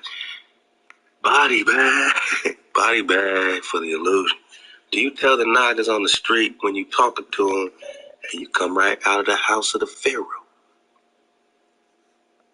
Pharaoh good. Pharaoh gives us permission to settle and migrate. Pharaoh, hey, Ishmaelites, you want to migrate? Go settle in Kentucky. Pharaoh says so. Or you want to migrate in Louisiana? Algiers, you say? Louisiana? You want to talk about Indiana? You want to walk around your cube in Indiana? In Mecca? In Indiana? Hey, man, go ahead, man. Pharaoh says so. Permission from the pharaohs of Egypt. Because we're under the house. We're under the house of the pharaoh. Gentlemen.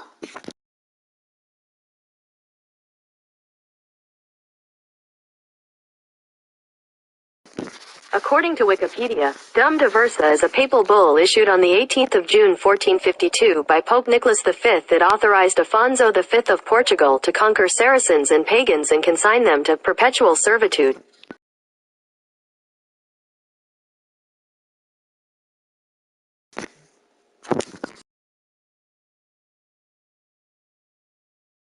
According to Wikipedia, Dum Diversa is a papal bull issued on the 18th of June 1452 by Pope Nicholas V that authorized Afonso V of Portugal to conquer Saracens and pagans and consign them to perpetual servitude.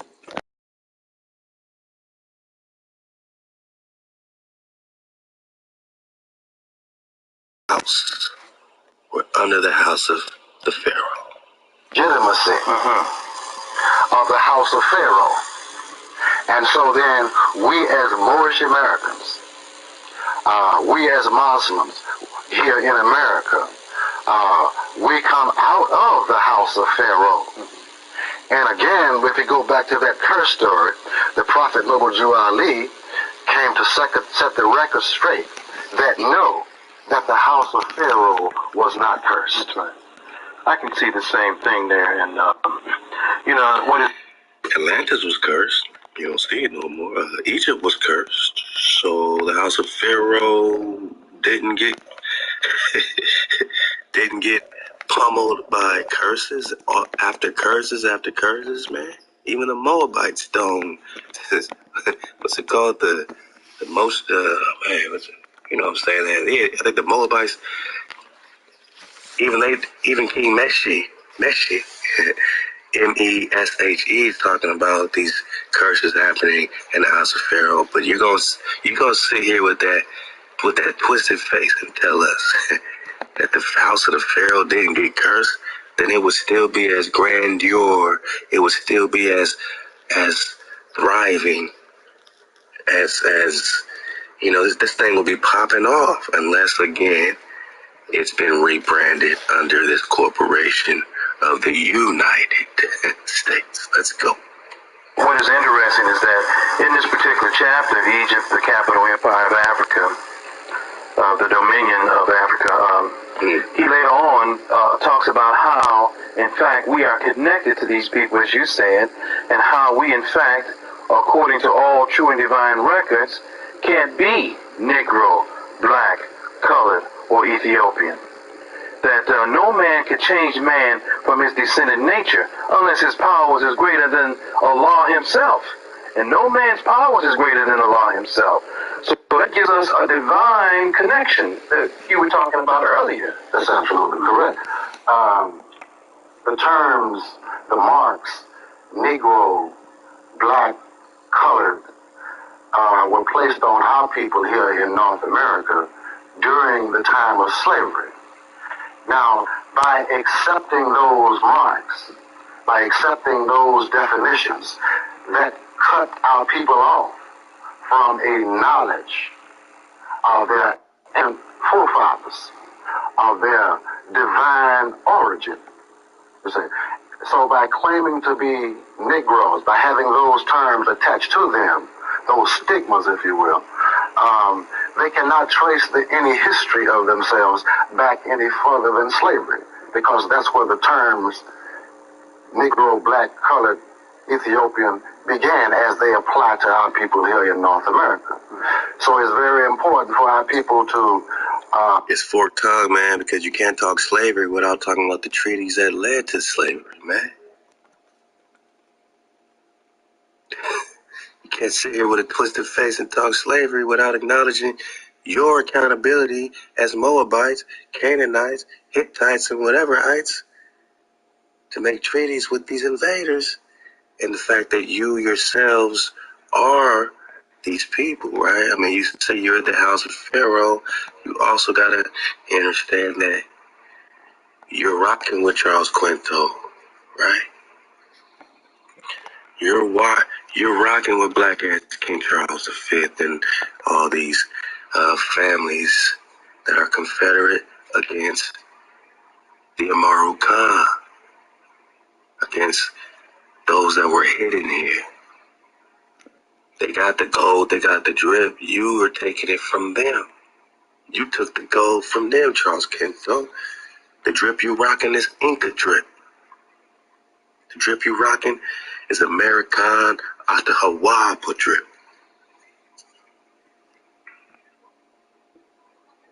Managa, you only have I known of all the families of the earth. I brought you up out the land of Egypt. They're talking about, hey man, we are still these people under the house of Pharaoh. That's what they're claiming. They're claiming Pharaoh. And we're going to tell our children about their divine ancestors. They talking Pharaoh. They ain't talking Israel. They ain't talking Joshua. They ain't talking Moses. They're talking Pharaoh. But we still saying, man, let our people go. Because our people are the treasure ones. Psalm 83, back to that.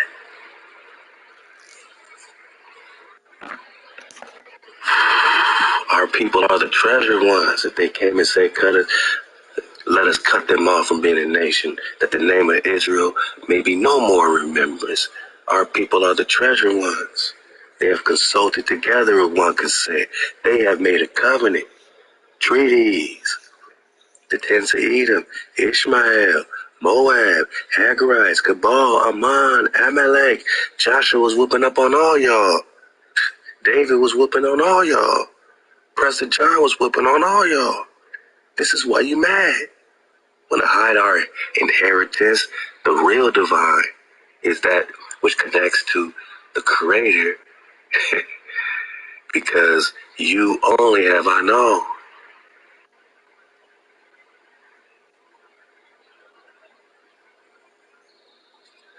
Of all the families of the earth. That's the vanity, man. That's the head. You're skipping over that. We over here, MHOE. Most high over everything. The Creator didn't know your tribe. You can't claim to be under some divinity if you didn't know Hawa. Body bag for the illusion. Man, we got like 10 more minutes left. Let's get it. Return those marks, Negro, black, colored, back to the source from which they came, and to assume their natural identity, that being of Moorish descent, Moorish Americans, who are the descendants of the ancient Moabites, who inhabited the northwestern and the southwestern shores of Africa, who received permission from the pharaohs of Egypt to settle in that portion of Egypt, who originally inhabited the holy land of Canaan.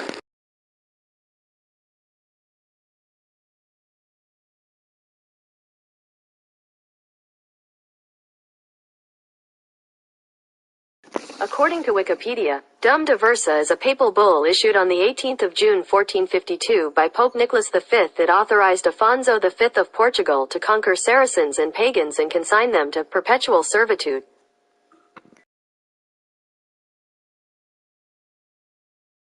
First physical man himself was formed in flesh. But Canaan wasn't the original in that land. This is ancient land before Canaan. We're talking pre-Atlantis. We're talking pre-Noah's flood.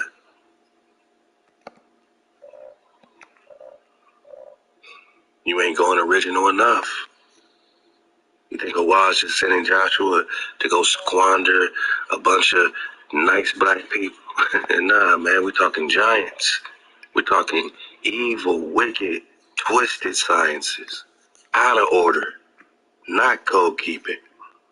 At least you're going to be on the land, keep the code. You're over there sacrificing to your idols, sacrificing to your Kamoshes, Molochs, all that crap, Astartes, all the gods of Egypt, right?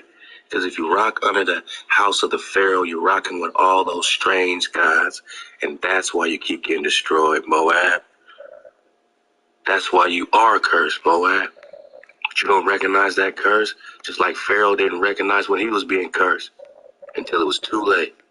Man, you better wakey. Flesh. It's very important to have that connection, because by restoring that connection, then we have a connection to our divine right, to our divine origin, to our natural rights, to our birthrights, to our citizenship. No, Lot wasn't happy with his lot. You don't want your birthright, you want our birthright.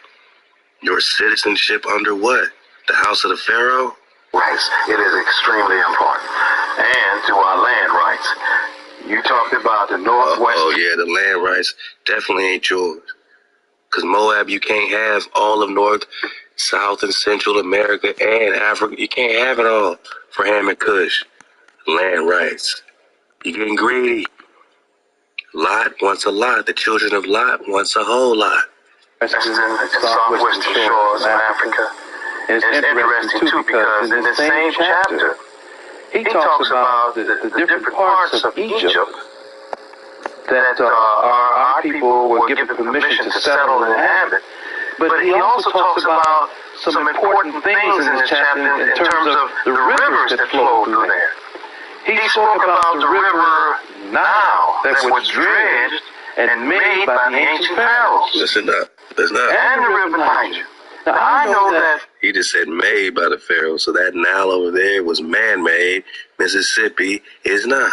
From my studies and books that I've read and studied, that geographically speaking, this Nile River, before the great earthquake, stretched across the continent of Atlantis, into what is now known today as the Mississippi River. Oh, okay, because Pharaoh done made a man-made river that stretched all across Atlantis, all the way into North America. It was just the greatest man-made river of all time. No, you just compared a real Nile with the fake Nile. This connection to the Mississippi is the originator. This flow is coming from here. You drudged up a fake Nile. Nile comes from the Hebrew word Nahal. Nahal just means a great river, my nigga. And Big Mama Mississippi is the greatest river. Let's go. That's right. That being a man-made river. I think that's a very important point that the prophet Nobudrali is making very clear to us in this chapter, Egypt, the capital dominion of Africa. There are indeed some profound and some stunning announcements made in that particular chapter, because if we understand the implications, then it changes everything. Oh, yeah. It changes everything. Oh, yeah. It does. It calls into question who are the original inhabitants of America. And if the great God of the universe recognizes any natural and divine right, or any birthright, then it would seem that those birthrights would have to apply to the original inhabitants of the land. And by if the God of the universe, we're almost out here. If the God of the universe recognizes any rights, any birthrights, surely he recognizes ours. That's what he's saying. Surely you recognize Moab. Sorry, boss. Sorry. Amos 3 verse 2, we're talking Israel. This is why you mad. This is why you hating, and this is why you hiding our truth. We got to figure this out on our own. You had an head start. Even those that were inflicted and were, put to sleep at all in Moab, y'all been waking up and popping up. We just now are popping off, but see, we got a whole nother frequency that makes us connect the dots a lot faster than you were able to. We connecting a lot faster all across the earth plane, way faster than your more science typical can possibly spread, because we on the frequency of connection. We're on the frequency of Hawa. Why? Because you only have I known of all the families of the earth. What do you mean recognize your birthright? Are you part of this treasure? And if you're not, then you need to code up and at least help build in the house of Hawa instead of acting like Hawa done made some mistake by not knowing you. Maybe it was a mistake from the beginning. Maybe, Lot and his daughters, maybe that shouldn't have happened, you know what I'm saying? Maybe that wasn't ordained by Hawa. You ever think of that? Maybe Hawa would still rock with you if you weren't so covetous towards the promised land, towards the promised inheritance of the treasured ones who you only have I know of all the families of the earth, man. Hawa ain't stuttering, but this is why they mad, son. This is why they keep saying that North America is Africa, man. We just know we're talking Asia, man, for the dismount. Does North America even exist? Let's go. And by being connected, by us being Moorish Americans, Muslims, being connected to those who were the original inhabitants of the land, then that says to us, says to our people, that we are not foreigners here. Look at the forked tongue. He says, by us being connected to the original people. He didn't, he's sliding it in. Yeah, we are part of this original flow because you are a part of, Shem and Abraham and, Abraham's nephew Lot, right? Abraham looked out for y'all. But that prophecy of Abraham's seed being multiplied, that's Abraham's seed. The children of Lot are not the seed of Abraham. You're the nephew of Abraham. You're not his seed, where you will be included with you only of all the families of the earth have I known. You didn't know the Creator face to face like Joshua, like Moshe. You didn't understand the calling. You didn't understand the order. You didn't understand the frequency of the Drakon. Seeing clearly, you ain't seeing clearly. Got that covered as You're running from the fire, from these dragons. You running from it. We riding the dragons. That's two different frequencies. Dragon riders and those that's running around scared because of the fire. But then we know you started eating our dragons, right?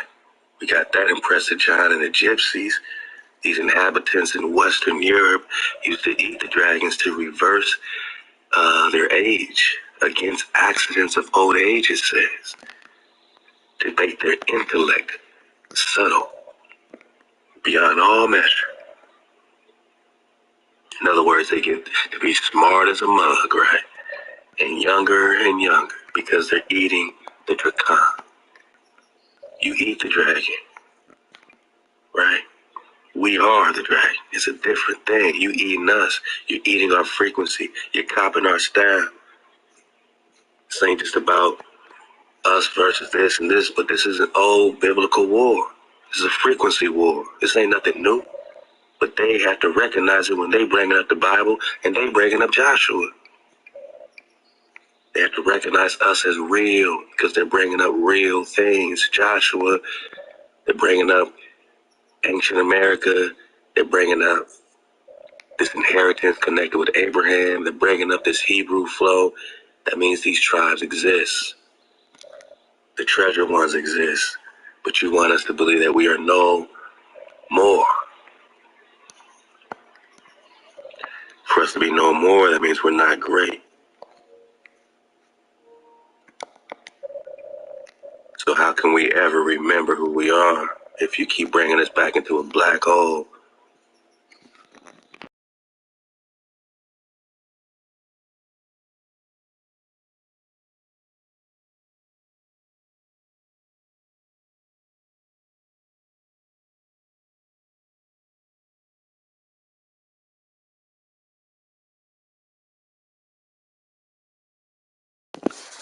According to National Geographic Society, black codes and Jim Crow laws were laws passed at different periods in the southern United States to enforce racial segregation and curtail the power of black voters. After the Civil War ended in 1865, some states passed black codes that severely limited the rights of black people, many of whom had been enslaved.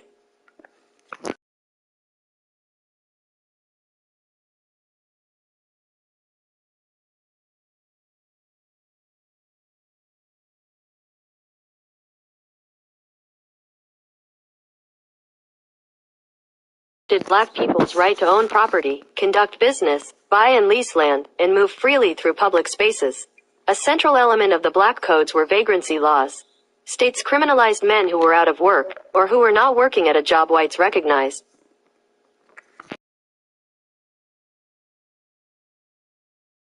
According to Wikipedia, Dum Diversa is a papal bull issued on the 18th of June 1452 by Pope Nicholas V that authorized Afonso V of Portugal to conquer Saracens and pagans and consign them to perpetual servitude.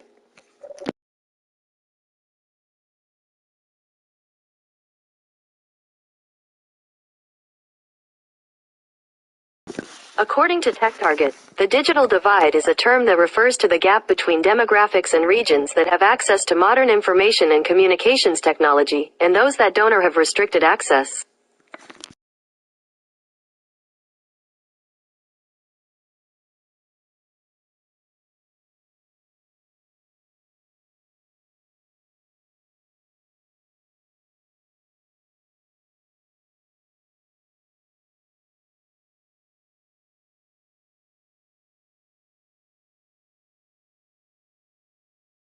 Goal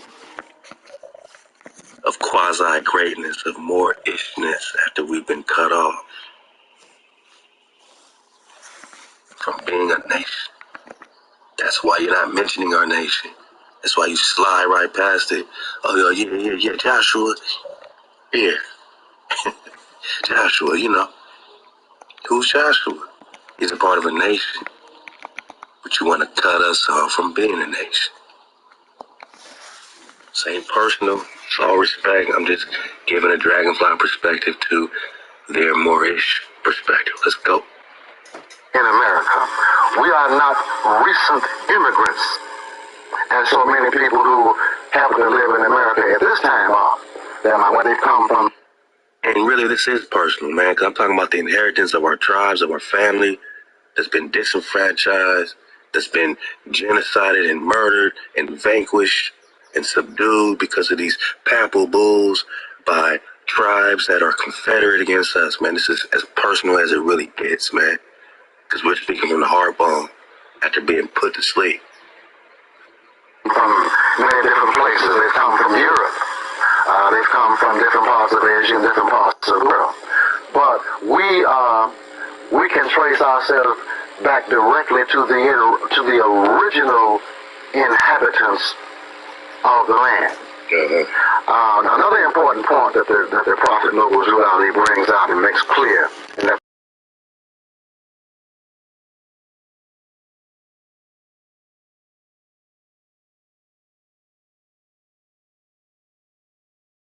According to Wikipedia, the indigenous peoples of the Americas are the inhabitants of the Americas before the arrival of the European settlers in the 15th century, and the ethnic groups who now identify themselves with those peoples.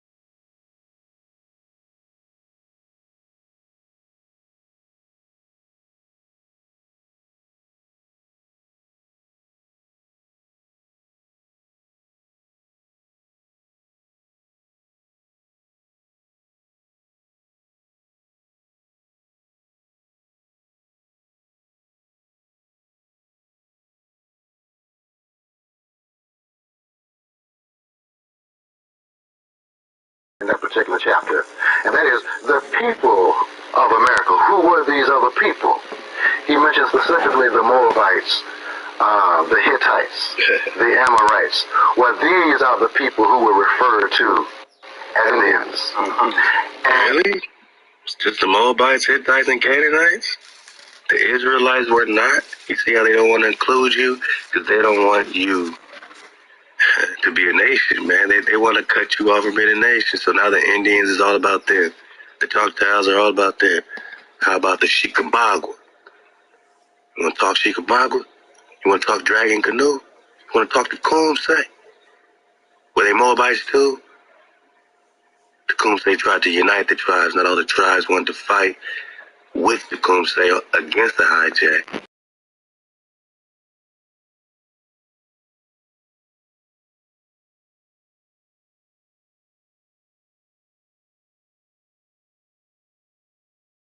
To Wikipedia, Tecumseh's War or Tecumseh's Rebellion was a conflict between the United States and Tecumseh's Confederacy, led by the Shawnee leader Tecumseh in the Indiana Territory.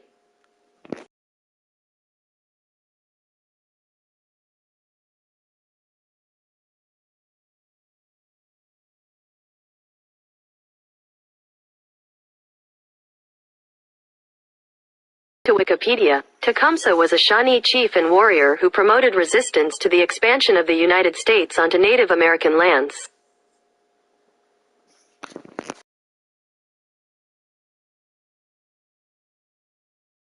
Some of them just wanted to side with the invader.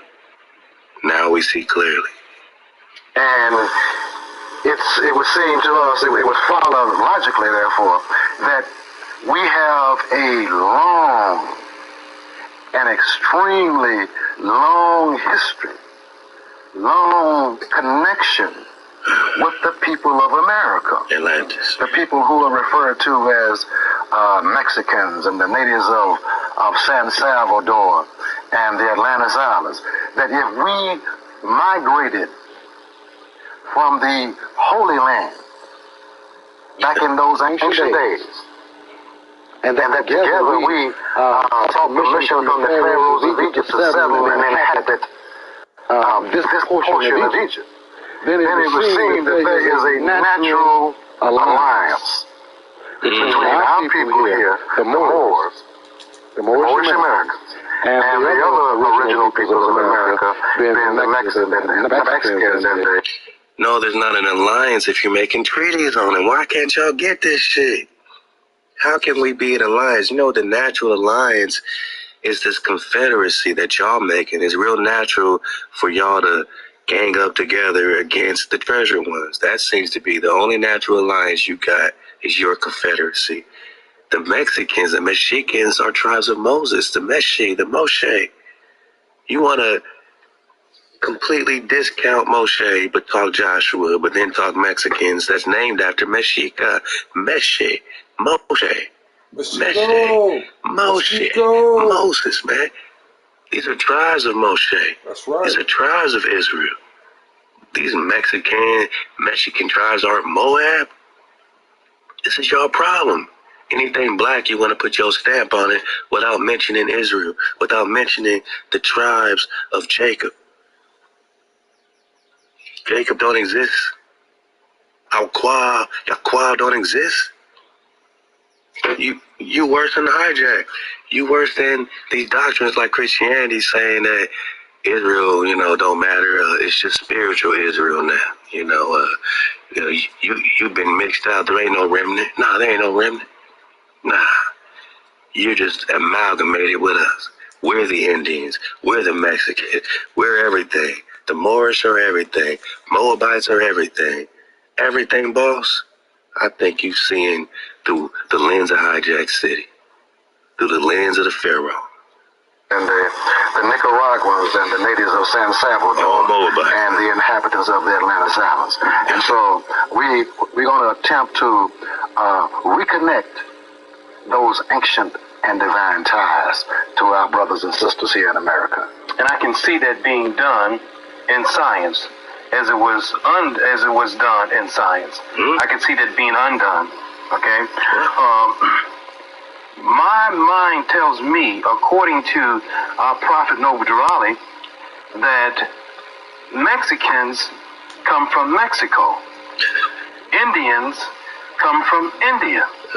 So, based on what you just said, we can't let that confuse us as being the same people who were given permission by the pharaohs of Egypt to settle and inhabit this portion of Egypt.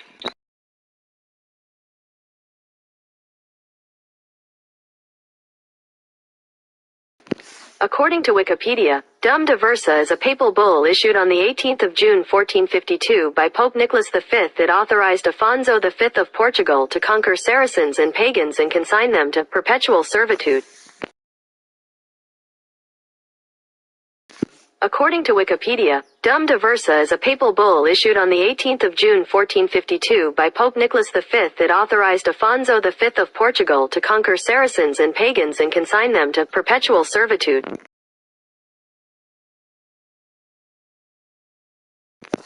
To settle and inhabit this portion of Egypt. Let's not confuse that. The real Mexicans can't be the real Indians. That's crazy, boss, because in India's period, when you have a simple map from 1548 showing you that North America don't even exist, it's called India's period. And this is Mexico. Mexico. So you saying the people of Mexico are not the same people of Florida, are not the same people of India Superior, China, Cathay? Because you want us to think India is over there. Let us not confuse that these are the same people. They can't be the same people if they inhabit the same land, man. And all this North American land was also named after Moses, called Mexico, Mexica, the Mexicans, tribes of Moses.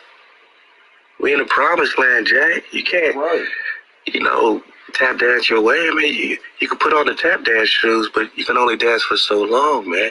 You can't moonwalk your way up out of this, Mike Jack. Jack Hammer. You can't put on your mighty hat and moonwalk your way out the back. This is India Superior, boss, which connects to Mexico.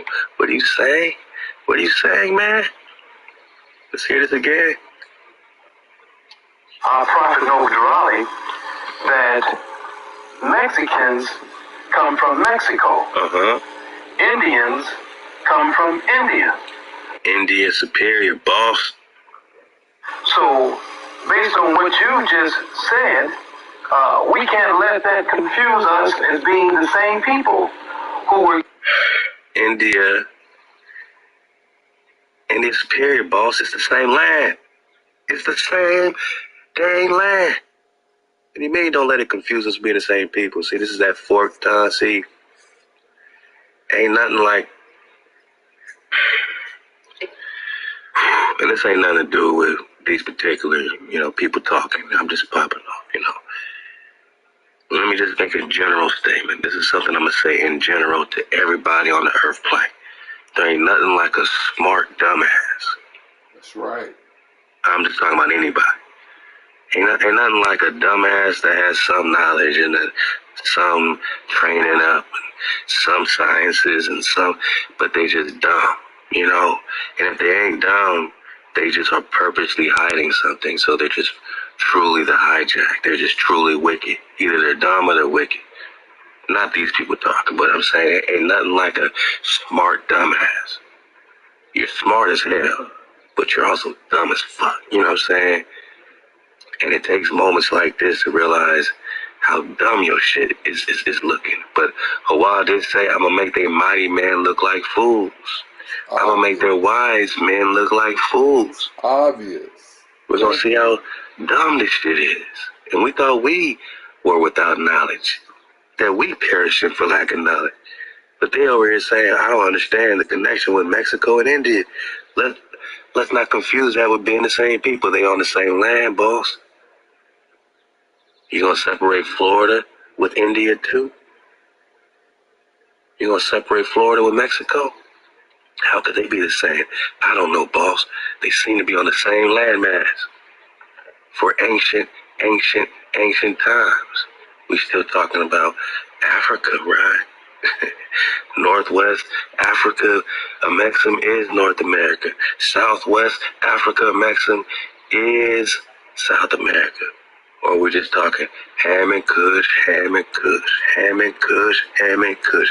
For Morocco. Body bag. Man, y'all better quit this shit, man. This is ridiculous, man. Indian Superior is right in our face, boss. Or we're just talking Asia, boss. Right here in America.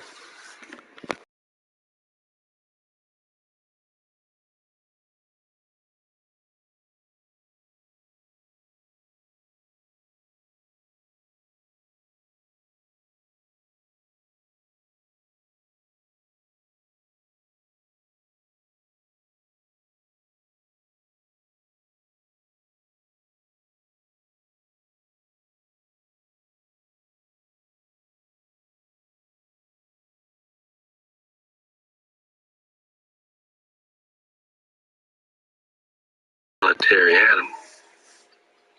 Hawa retired us from being the head. We became the tail. We became remote from society, mainly remote from Hawa, not having company or not much frequented. Nobody's visiting us. No one's helping us. Deuteronomy 28, right? No one's saving us. No one's buying us back. No one's redeeming us as a solitary resistance or place. Lonely. We've been lonely, destitute of company as a solitary life. We've been in solitary, boss, many days, but now we can return, seek Hawa and David our Khan. The imaginary war between Prester John and Eldad the Danite, Dane, right? Tribe of Dan, and its real implications. So let's see how they put this together with the Prester John, Genghis Khan flow. Let's talk San Benyon River. What's the implications of Prester John as the scepter of Judah would never depart, right? So if he's going to war against the other tribes, that sounds very biblical, right? Don't the northern and southern tribes have a little beef here and there, right? So the Davids fight each other. I mean, you know, there's all type of internal wars going on, and this might be giving some drop on that. So love to Micah Perry. Shalom, let's go. Let me clear my throat.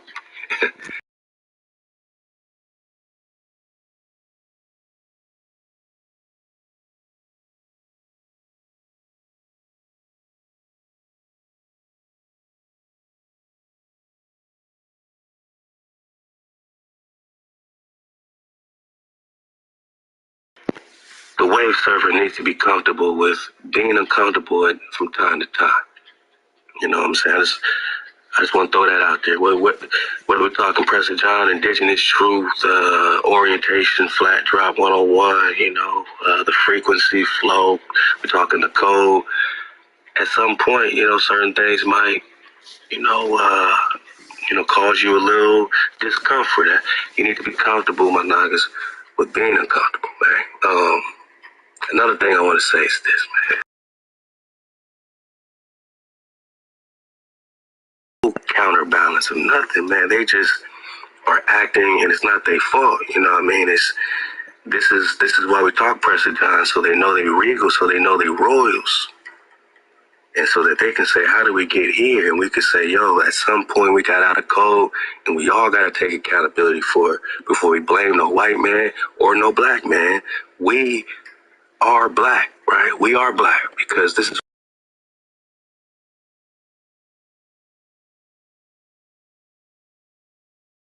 title in the hijack language that is talking about the infinite darkness to you. The word dark is a curse. The word black is a curse. You speak in a curse. Learn how to express yourself without cursing yourself. But Israel will return, right? I'm just getting this off my Chessbone, man. Israel will return, right? It's all good.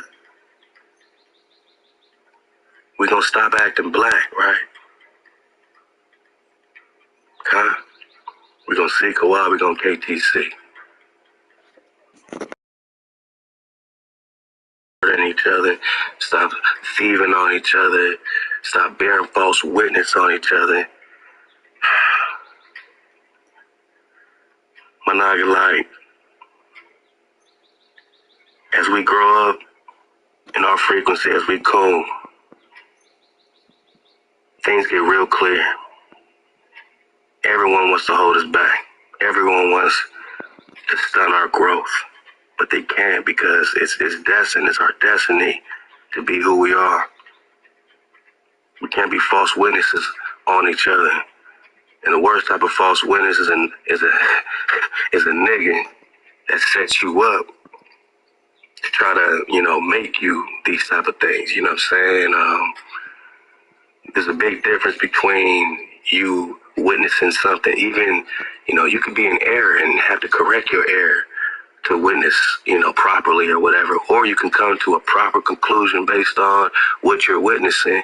And because that brother or sister don't like what your conclusion is, they'll call you a false witness. And they don't understand, man. They are false witnessing by calling you a false witness. If you came to your conclusion honestly, if you have literal breadcrumbs and a trail in an investigation, or anything that you put together to come to your honest conclusion, you don't have to like my conclusion. It don't mean I'm a false witness. I don't have to like your conclusion. It don't mean you're a false witness.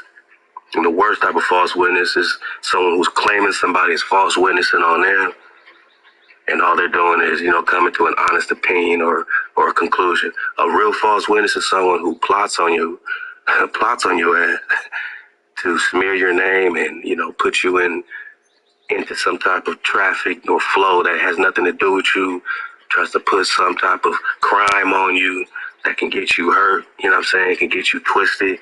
That's a false witness. That's someone who's meditating on your downfall. Nagas could be witnesses, and Nagas could, come with conclusions and, have opinions, You don't have to like it, but don't try to use the code in these type of ways. That's the worst type of brother or sister. What they call that's a Madiak. Someone who's twisting Hawa's words, twisting the code, acting like they're prophets and, oh yeah, the Creator told me and put this on me. The Creator put this on my heart. Stop using the Creator's name in vain. We can't confirm the Creator's rocking with you. It just feels good for you to say the Creator's rocking with you. You're just feeding your own ego. You never hear us saying, oh, the Creator, oh, this lesson was put on my heart. I hope and pray, that I'm surfing the right, wave with Hawa, that I'm surfing the wave that is pure water with our Creator, and that I can continue to sharpen up and grow in the frequency so that it is pure water. That's the hope, that's the prayer. But, I never just say, hey, Hawa told me to tell you to do this. But we got people like that, they bearing false witness on the Creator. This is atrociously wicked, Bernard. I'm just making an example. Like, this is atrociously wicked behavior. And then we putting other powers before Hawa, and then we going in praising all these other entities. We are being atrociously wicked, man. We can't be mad that they're calling us black. Look what we're doing to each other. We coveting each other. We jealous of everything we got. Now it's about followers. Now it's about all this social media stuff. Now we